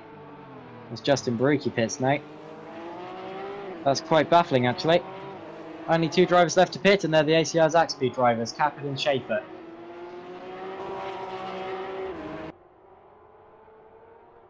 So, Kevin Siggy definitely has come out a long way behind Al Sabdi here. That's quite baffling. So Al Sabdi has gained a lot of time there. Maybe Siggy was just too slow in the pits. Maybe he just slowed down too early, or took the power off, put the power down too late. Whatever the case, Siggy's lost a lot of time through that. And Al Sabdi now has a decently sized lead.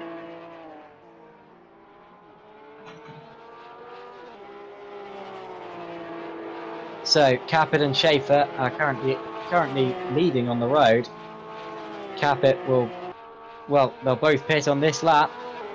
This is their last opportunity to pit, so they better. And hopefully they're not sharing a pit box, because otherwise they're going to have to end up stacking the drivers.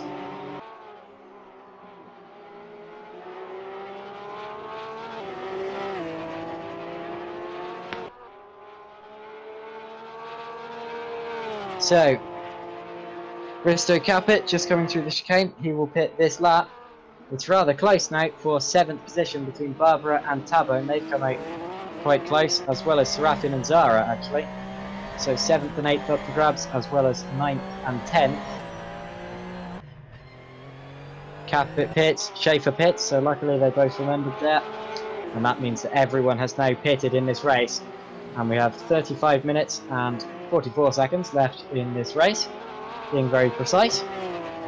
Al Sabdi re-inherits the lead now. Al Sabdi goes through in the lead from Siggy. Now where will Capit and Schaefer exit the pits? Oh, they do have to stop in the same box actually, but luckily they don't overlap.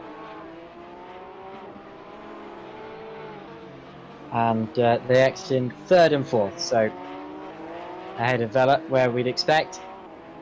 And that means the order is now Al Sabdi from Siggy, from Capit, from Schaefer, and then Vela, Barucki, Barbara, Tabone, Serafian, and Zara. That's the order after these pit stages. Now Tabone's got a very good exit from the final corner. He's slipstreaming Tabone, or slipstreaming Barbara. Remember, these two are on the same team. They are both RPM esports drivers, and although there is no teams championship, I'm sure that Tabone won't be happy with Barbara holding him up if he does. Although they do appear to be fighting, and that's good to see from the RPM esports guys. No team orders there, obviously. And why would you have team orders in a series which has no teams championship? Bad exit to the corner there for Barbara, and through goes Tabone in 7th position. So Tabone pulls the move and goes through into 7th place there, ahead of Omar Barbara.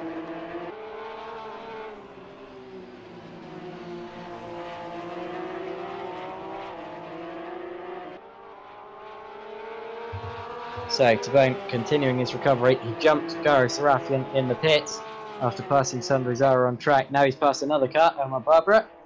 The next car on his radar is Justin Barucki, about 9 seconds up the road. It's going to take him a while to get there, but he might well do it.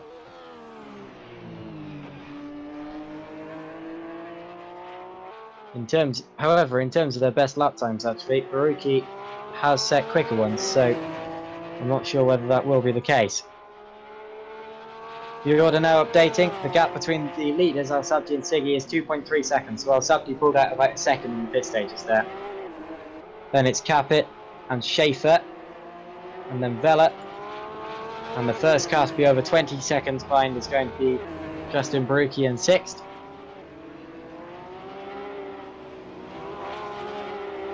So Justin Barucki crosses the line now. The gap between him and the leader over 35 seconds. And then Brandon Tabone is about to have a swap in the classified order, as he's just got past Omar Barbara. There we go, it updates now. And he's already gained over a second on Barbara there. What about Serafian and Zara? How close are they to that battle not to be last in this race? Across the line, there you go. They are separated by less than a second actually, so a proper battle here for 9th position. It's a battle not to be last in this race. Always an important battle. Oh, Zara going a bit wide at turn 1 there. Of course, it sounds great when you say I came 10th, but when you say there were only 10 drivers, that doesn't sound great at all. So neither of these drivers want that opposite honour.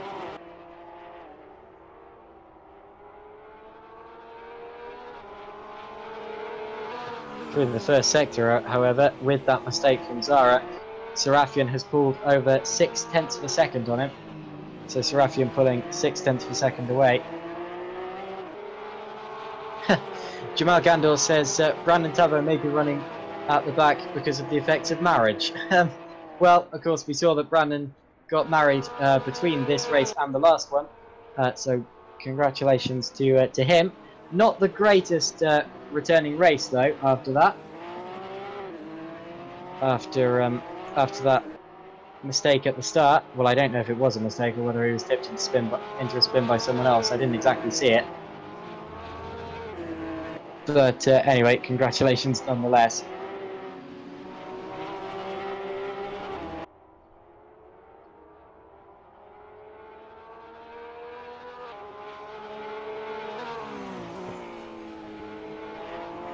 Quickest first sector time of anyone there for Kevin Siggy. So obviously the tyres now in the window where they can push. And really, for Al Sabdi, he can't really relax yet because Siggy is less than 3 seconds behind him. So he still needs to keep going here. And Siggy as well needs to keep going. Although also needs to conserve the tyres because he pitted a lap earlier than Al Sabdi. So he needs to make sure that his tyres aren't going off by the end of the race. Meanwhile, Serafian has built up enough for the gap where I wouldn't consider him versus Zara to be a battle anymore.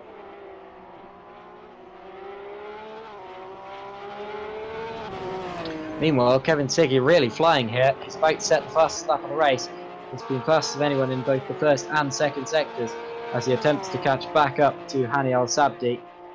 We are now at the halfway point in the race. We just passed it. 30 minutes remaining, half an hour until the end of this race.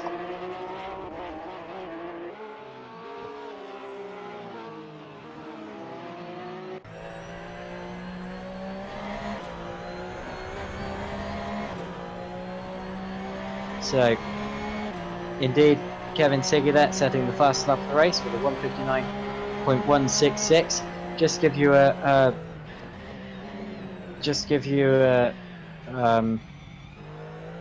idea of how quick that is. That would have given him. I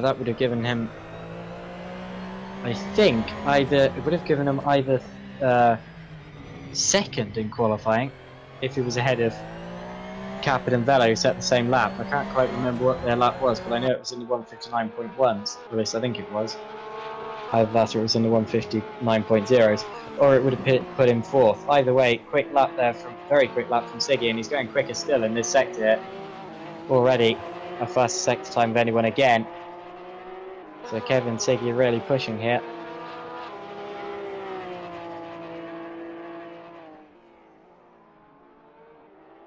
In his quest to catch back up to Hani Al Sabdi.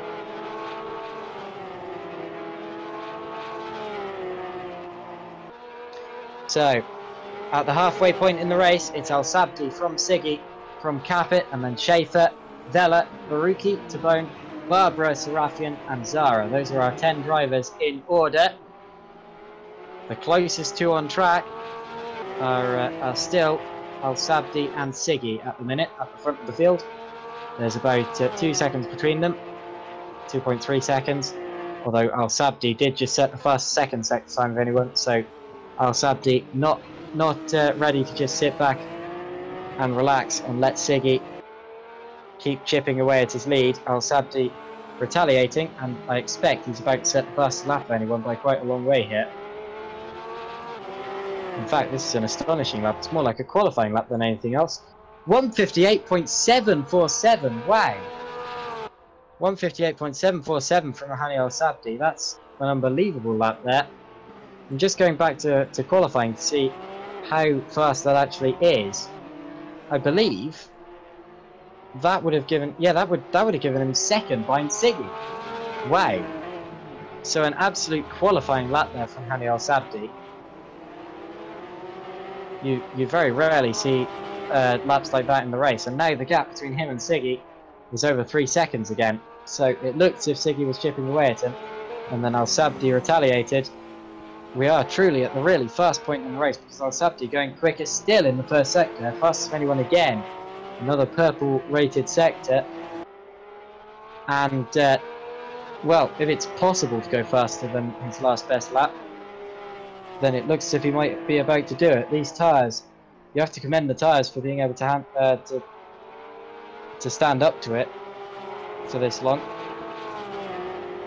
because they've been running on these tyres for over 10 minutes now, and they're still setting qualifying laps.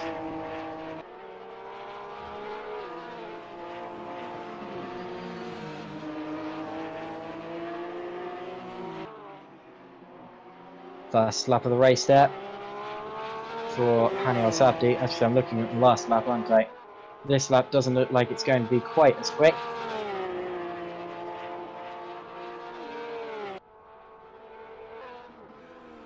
Al Sabdi leading the pack around by quite a long way. Still no one a lap down yet. Quite incredible, actually. We've got to about 25 minutes remaining, and still all of the cars are on the lead lap. It just shows the quality of this field and how good each of the drivers is. Each of the drivers are. When you can go this long before anyone even drops off the lead lap, it still looks like there's a long way to go until that. It might be, in fact, with the gap they have here, that all cars finish on the lead lap. It looks as if that might end up being the case, actually. I mean, it is a long lap, but still, I'd expect at least some degree of lappery. And it's great to see that all 10 of our drivers are still running as well. It's been a very clean race, and it's not like it's been without its battles as well. I've actually really enjoyed this race so far.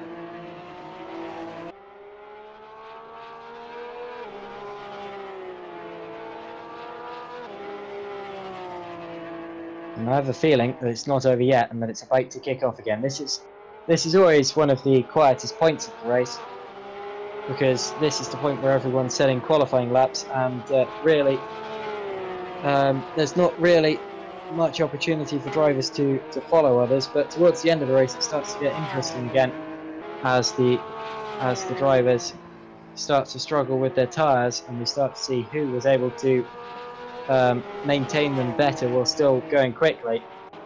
So often the start of the race, the pit window, and the end of the race are the really interesting points. But there's this one point which is about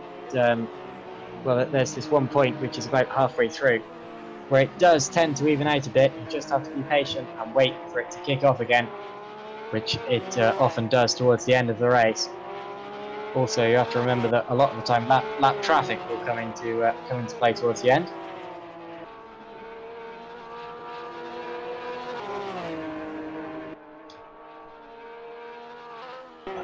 And another fastest personal best lap there for Kevin Siggy, with a 1:59.154. Still nowhere near Al Sabdi's fastest lap, but a fast lap nonetheless. And I researched it would have put him fourth in qualifying. But considering that this is a race where they're running high on fuel, and they want to conserve their tyres as well, that's really quite amazing.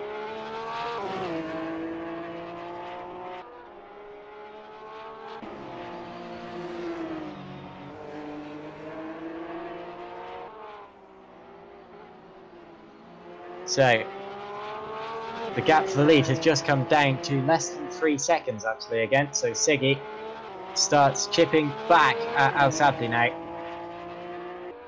It's been fluctuating, although it's been staying relatively steady at around 2.8 seconds on average since they left the pit lane. And there's been a move, actually. Justin Barucki has made his... Well, that can't be right. I'm sure I just saw the order change, but that can't be right, seeing as Rookie was already ahead of Barbara. And Tabone hasn't passed.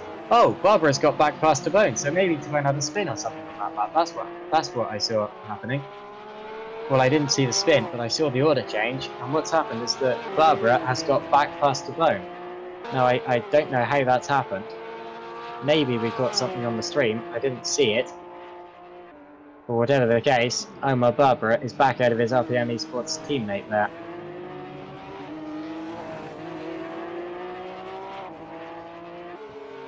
I don't believe we did catch anything, judging by what I see on the stream, which is a shame, but oh well.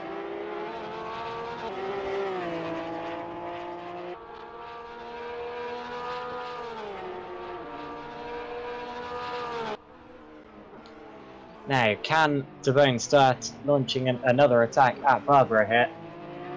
His last lap indeed was about 7 seconds off the pace, so he did lose a lot of time. I'd say probably through a spin, although I didn't see it.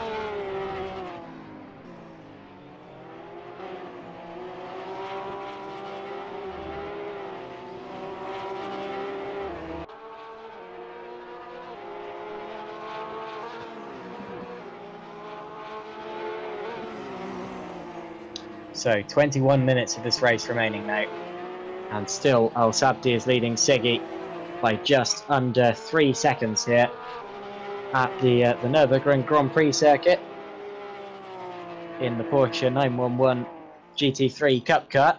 They call it a GT3, although it isn't technically GT3 spec. It's actually closer. Well, it's not either. It's not GT4 spec either. It's actually between GT3 and GT4. They'd call it SP8 in a lot of championships. But it's not technically a GT3 car, and if you did put it up against the GT3 car, it would be quite inferior in terms of pace.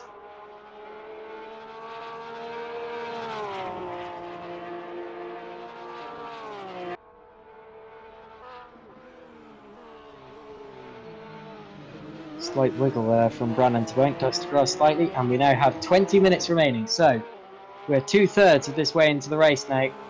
The order is maintaining rather stationary at the minute, but I'm expecting Tabone to have another attack at Barbara soon, seeing as he only just lost position, and it was possibly through a mistake, although Tabone maybe has used up some of his tyres because his last lap was half a second slower than Barbara's. So interestingly, he doesn't appear to be catching him, unless he is on this lap. Although I tell you what, his first sector wasn't as quick, so maybe Tabone really is struggling here. That would be a shame. Maybe he's got damage. I'm going to go on board with him and check to see if his steering isn't bent as he goes down the straight. I don't think it is, but the car certainly doesn't seem to be going as quickly as he previously drove it. Again, slower second sector than Barbara as well, but Barbara is really pushing on this lap, setting personal best in both of the first 2 sectors there. That's interesting.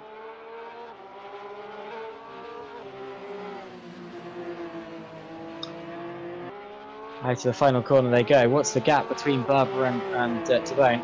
That's a new personal best lap for Omar Barbara there. And Barbara pulled out 2 seconds on Tabone, so I don't think that Tabone is catching Barbara. Well, he isn't. He hasn't been over the last 3 laps, despite losing the place due to a spin. Because if you remember before, Tabone was catching Barbara at a considerable rate of knots, and now isn't. Well, he's actually dropping back, and that's not what I would have expected. But seems like there's something possibly wrong there with Brandon Tabone's car. Maybe it's tyres, maybe it's damage. It's hard to tell. Maybe he's just not on it at the minute. Slightly put out of the rhythm by the spin or whatever the issue was.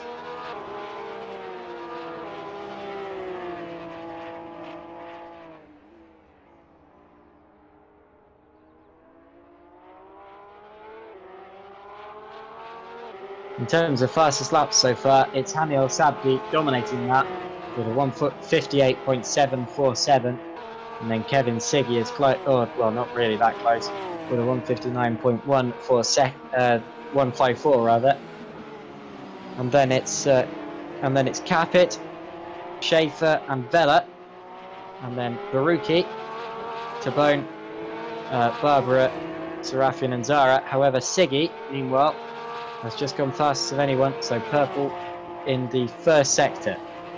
When we refer to purple, we refer to how it shows up on the timing sheets when a driver sets the fastest lap of anyone, where you will get a purple highlight around the time. So that's what I'm seeing now, and that's why I refer to the driver going purple. He's not having an anaphylactic shock or anything like that. He's just going very quickly. And Siggy trying again to chop away at the gap between him and Al Sabdi, although that gap's still over or back over 3 seconds now. So it does seem like Al Sabdi would need to make a mistake or make his tyres go really badly off if Siggy's going to have another shot at this win here.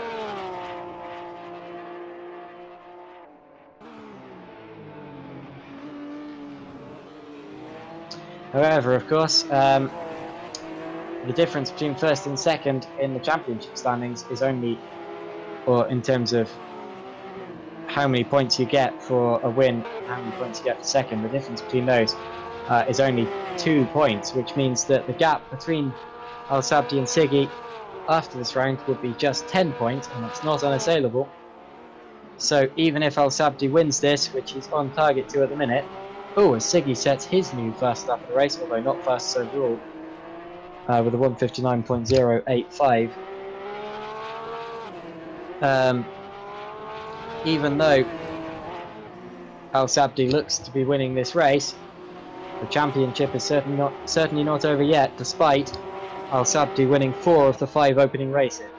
Although remember, still 15 minutes to go. It's too early to actually call that he is going to win it.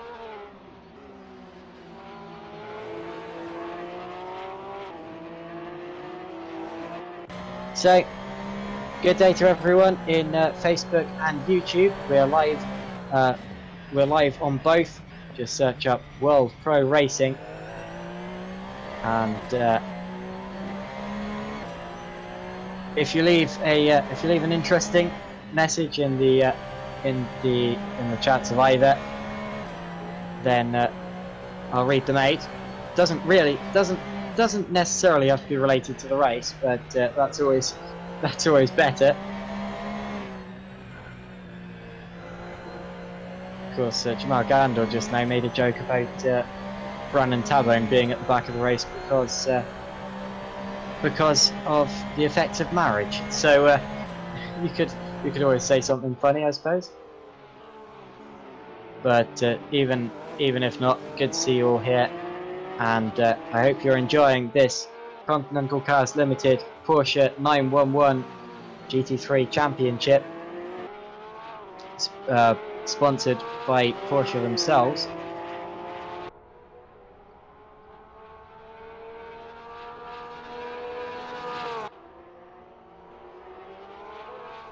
We have about 13.5 minutes to go in the race now.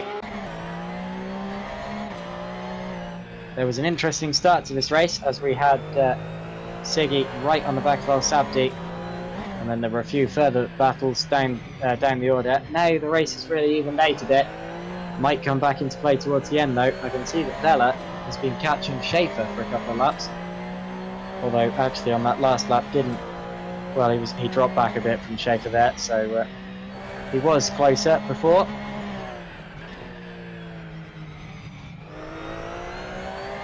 Still, lovely to see these Porsche 911 GT3 Cup cars going around this Nürburgring circuit.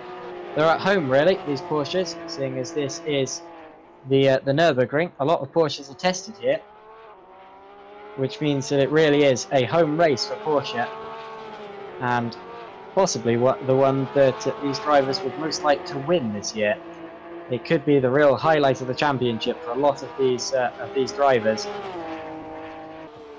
later in the championship, we're also going to be at the Red Bull Ring. That's next time out, and then Silverstone, which is always a great one. I love watching racing at Silverstone. That's going to be a really interesting one in terms of racing. And we end the season at the Intercity Istanbul circuit, which is also quite relevant as the winner of this championship is going to go to the Intercity circuit at Istanbul in reality and test several Porsches around the actual circuit there. So a fantastic prize to work towards. And at the minute, Hani El Sabdi is on course for that, and is on course to extend his lead again. He will have Porsche on his mind at the minute, and he will have done for this entire season here. It's a fantastic opportunity that these drivers get. But remember, one dodgy race could really spoil it for Al Sabdi. This championship is designed to promote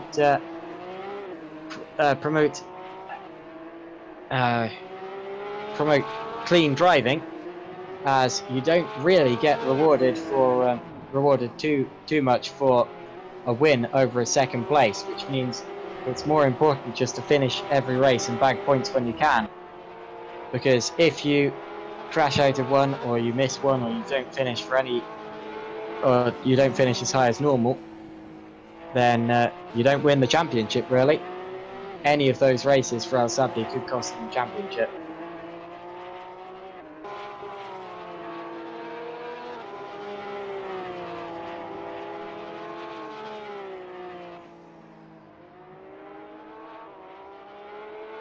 So just over 10 minutes remaining in this race now.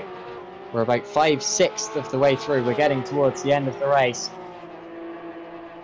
Vella's been dropping back from Schaefer for a couple of laps now, so it looks like he got closer to Schaefer, but now he's backing off a bit, possibly to try to conserve the tyres. Maybe his tyres have already gone off. It doesn't really matter at this stage. He has about half a minute's gap to Justin Barucki behind him, so he won't be missing out on much. Possibly an opportunity to fight for 4th place, but if his tyres weren't going to last, then he wasn't going to get it anyway.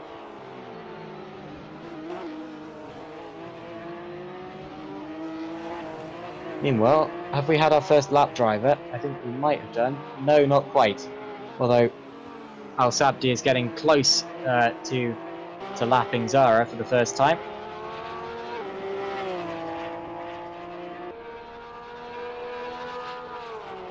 So fast lap there for Kevin Siggy, his personal best in the race here, with a 1:58.972. That brings the gap between the leaders to about almost exactly 3 seconds.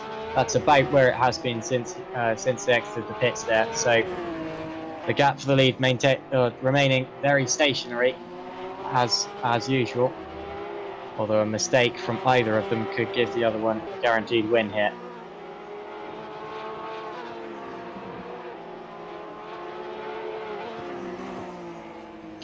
With 9 minutes remaining, the order is Al Sabdi from Siggy, then Capit, Schaefer, Vella, Barucki, Barbara, Tabone, Serafian, and Zara. That's the order of these 10 drivers here. And still, with less than 9 minutes to go, all drivers are on the lead lap. Now that's incredible. And that's all drivers. We've had no DNFs at all. This has been a very high-class race and just shows the competitiveness of this series. Yeah, they haven't been at each other's throats on track, but they've been clean, they've been fast. Even at the back of the field, I mean, to stay on the lead lap for this long when your opponent is someone like Hani El Sabdi, that takes some skill. And only now, with 8 minutes and 11 seconds remaining on the clock, does Al Sabdi finally lap Zara. So our first lappery just took place there, our only lappery of the race so far, and it's amazing that it took this long.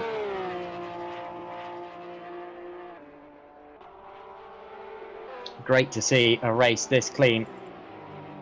You very rarely see that. I think the only real incident we've seen so far today was that one between, well, I don't know who it was between, but the one where Brandon Tavone found himself off the road in the Mercedes arena on the first lap. Still don't know how that happened. We might have to get it from Tabone in an interview after the race, if he'll give one.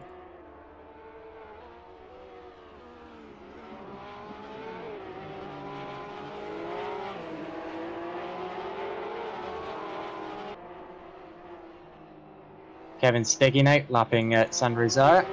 There we go. Nicely done. Zara, always a driver that never puts up any sort of fight and never causes any sort of incident with the leaders, and that's always good. Very valuable for a driver. Yep, Zara's not anywhere near the quickest and won't win anything this year, but it's good to see that he's getting out of the way when he needs to and keeping it clean, and that's the mark of a respected driver, no matter how quick you are.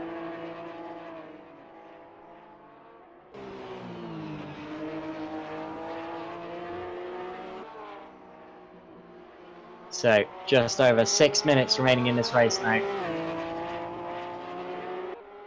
Out of 60, we have just 10% of the race remaining.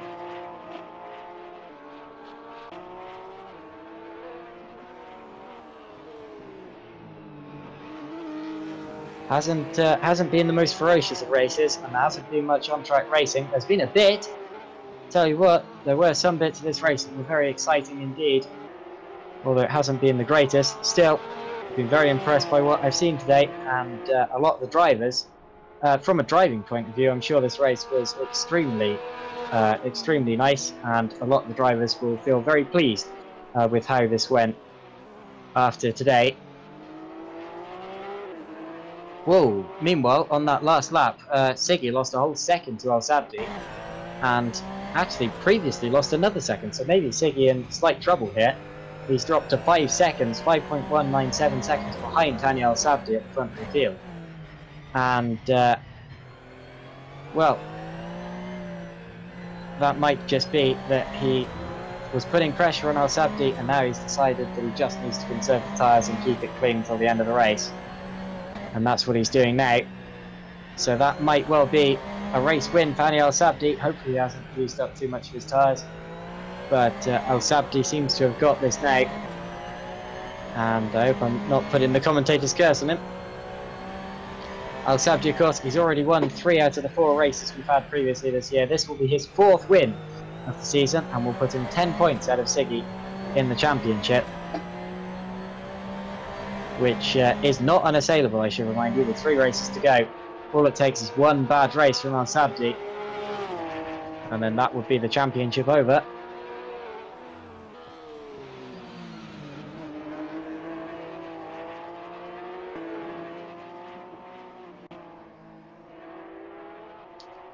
Now, 4 minutes to go. The timer is ticking. And at this point, Al Sabdi will just be willing on the checkered flag, because although he has a nice gap to Siggy behind him, there's still that tension when you're a racing driver. That tension that, although something is unlikely to go wrong, it might.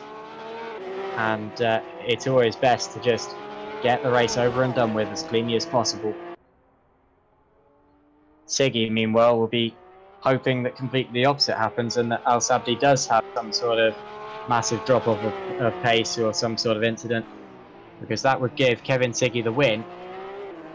And I'm not wishing it on Al Sabdi at all, but it would spice up the championship a bit, wouldn't it?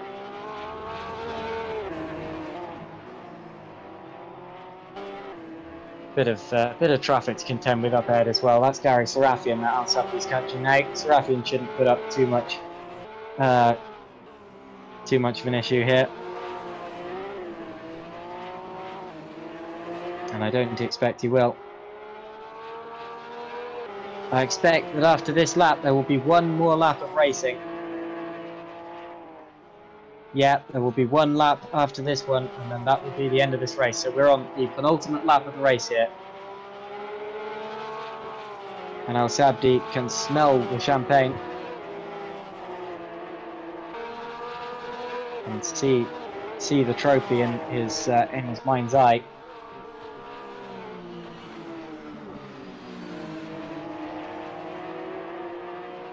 You can also see Garo Serafian up ahead, getting closer and closer, and hopefully Serafian's looking out for the blue flags here.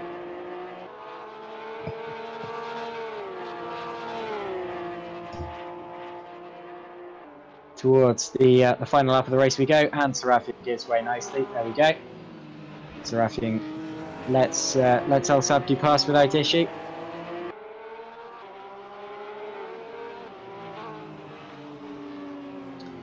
Now, onto the final lap of the race goes Hani El Sabdi. We've got one more lap to traverse before the end of this race. Hani El Sabdi has put in a dominant display so far. He had to fight for it, as Siggy was close in the opening stages up until the pit stop. But Siggy dropped back after the pit stop, and the gap for the lead is now 5.739 seconds here. So El Sabdi just needs to keep it clean on this last lap. I expect he will, and it would be pretty gutting if he didn't.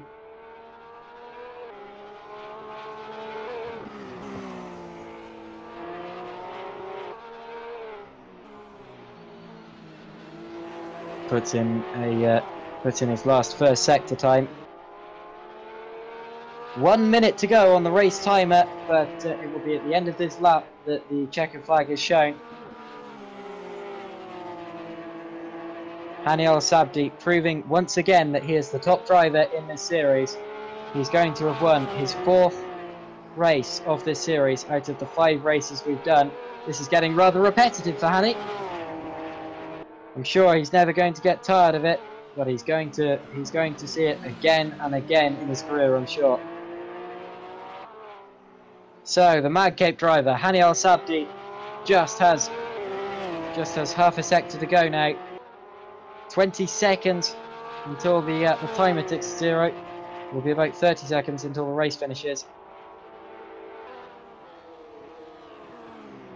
1 corner to go after this chicane now. Here we go. Hani El Sabdi about to round the final corner of the lap. And now out of the final corner goes Hani El Sabdi.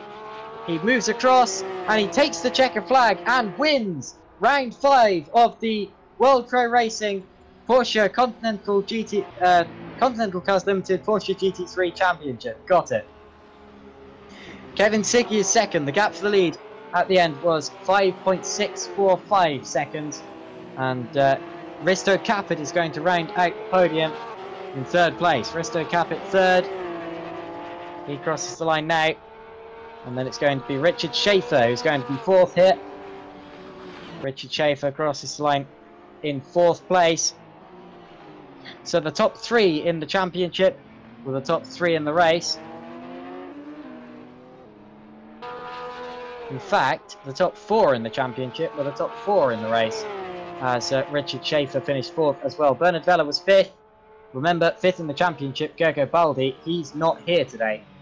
So unfortunate that we didn't see Baldi here. But anyway, Vella claims 5th place. 6th is going to be Justin Baruki. He's coming through the final corner now in the Sim Racing Middle East car. One of the 2 Sim Racing Middle East cars on the grid.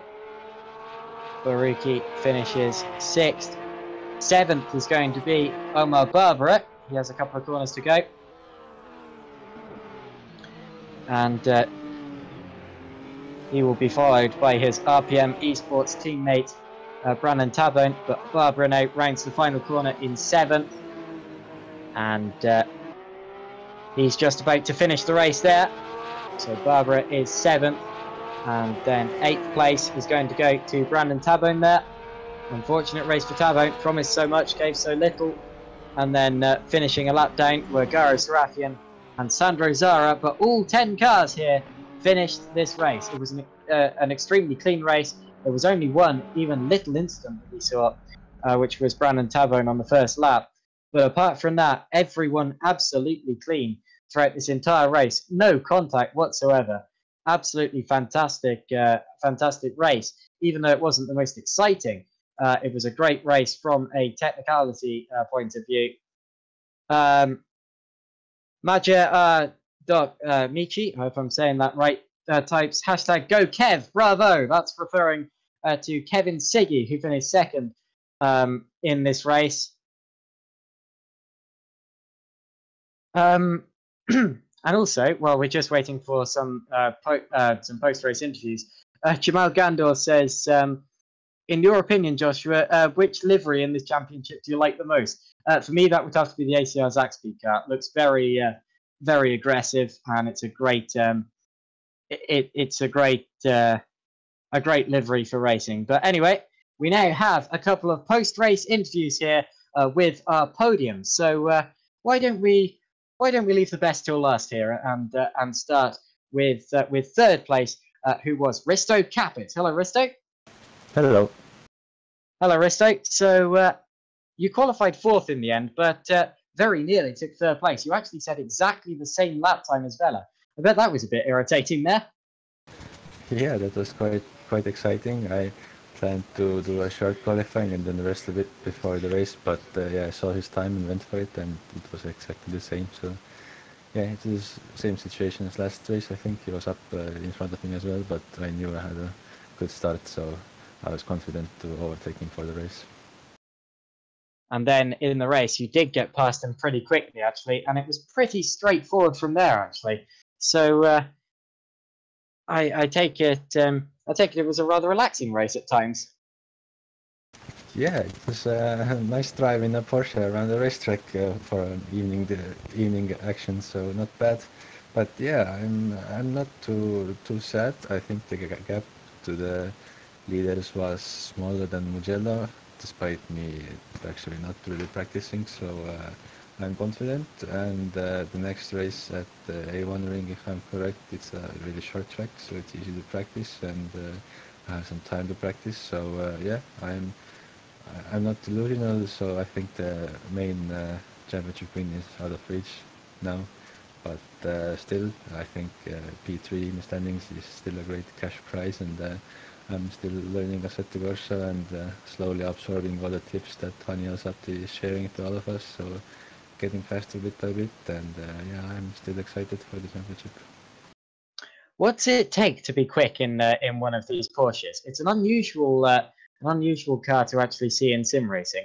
What's it take, which might be different to other cars, to actually be quick in one of these?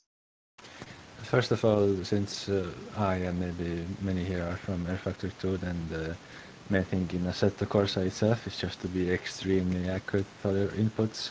Actually, I'm using, as Hani suggested, a much bigger steering rotation range for this Assetto Corsa, so that I could be very accurate with the steering wheel and allow absolutely no slip angle, as it slows down the car completely. But for the Porsche itself, actually, I think it's very well simulated in this simulation. You have to drive it like all Porsches. You kind of have to brake late and turn sharply, and cannot really carry the speed through corners, but you have to make really tight lines and then release the car on the exit. So despite maybe Assetto Corsa not being as modern in the tire model as R Factor 2, then I think the very strict simulation codes allowed very different cars like the Porsche to be modeled very accurately, and I really believe that the driving style required for this car is very similar to the real car. So one of us will find it out, but yeah, that's about it.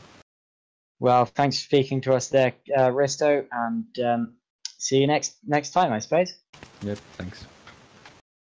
So we're moving on now to our second place finisher, Kevin Siggy. Hello, Kevin. Hello.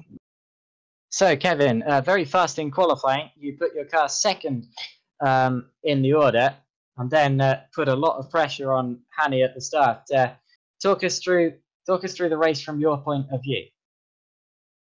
The start wasn't that great, and I couldn't get first position from him. But I tried into turn one around the outside, but that didn't work. So I think after turn one, I knew the race was over for me because I wasn't fast enough behind Hani. So yeah, basically that's just was it, and I just tried my best to do good laps and to practice the car more, and that's it basically.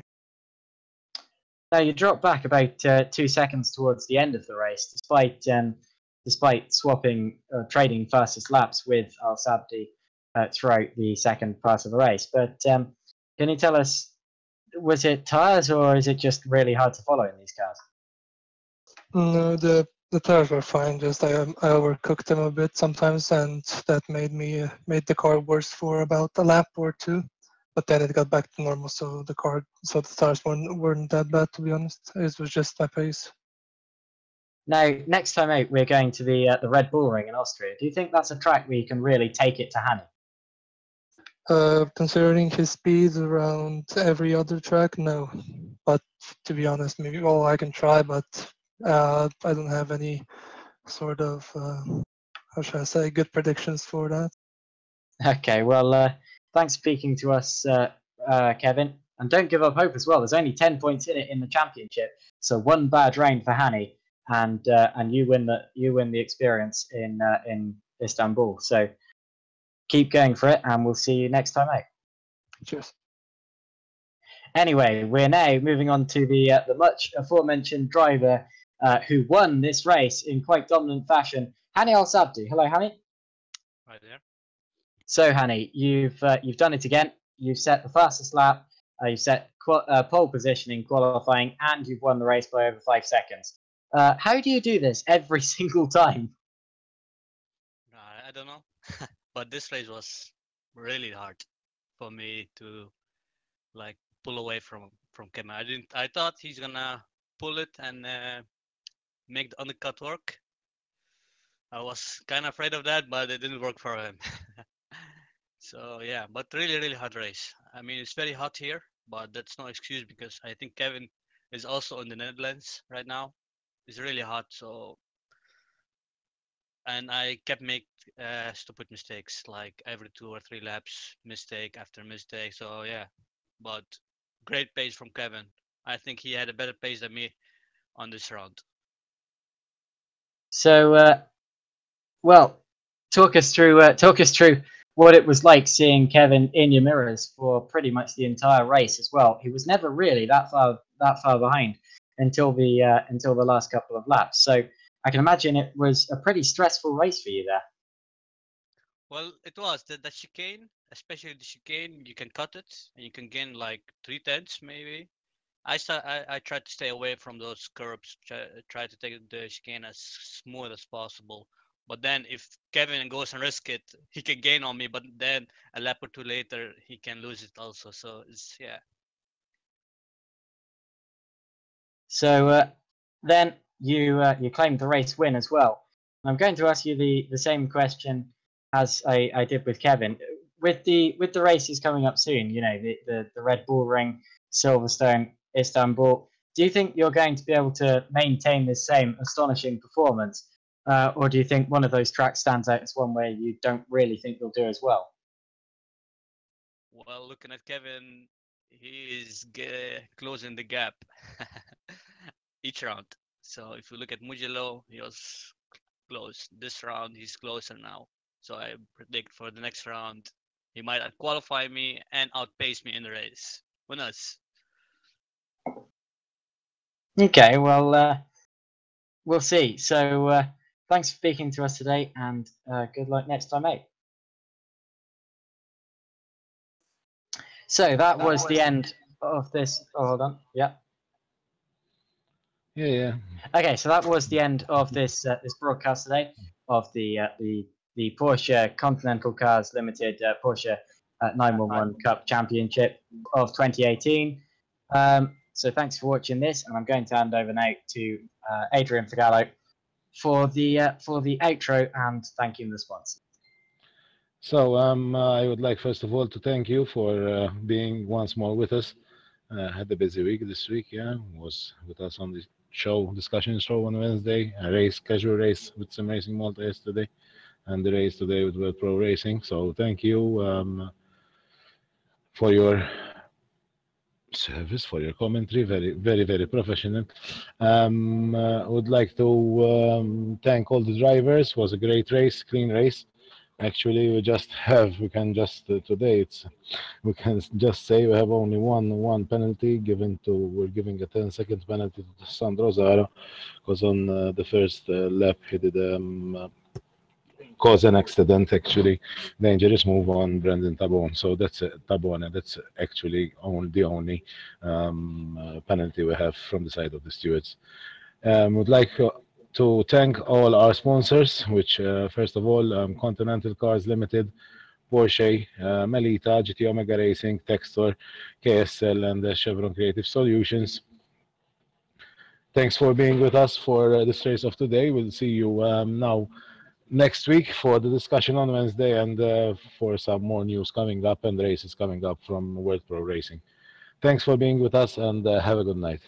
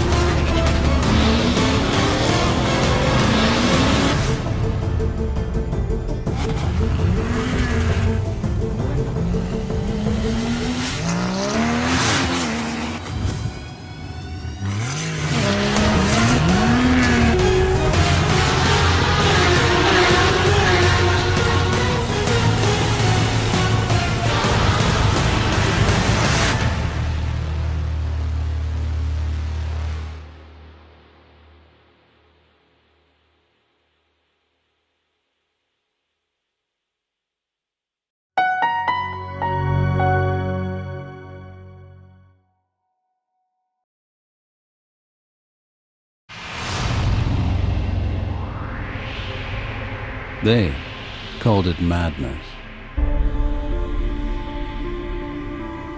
Building the car of your dreams yourself. Madness. Putting the engine in the back.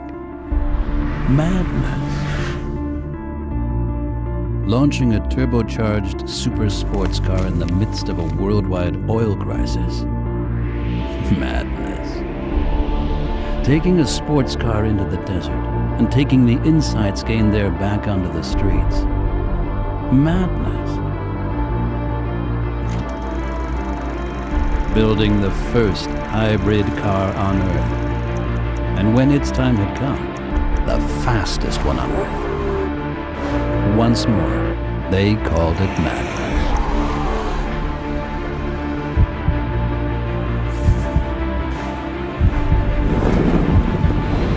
Let them call it madness.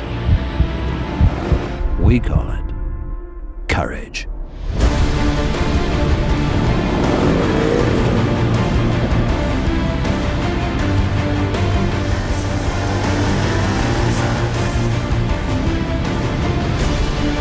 The courage to build a sports car with 4 business class seats. The courage to upgrade not only the driving, but also the driver.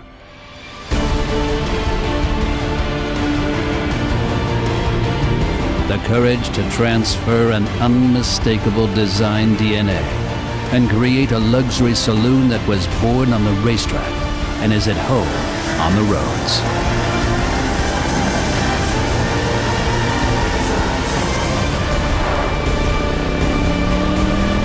The new Panamera. Courage changes everything.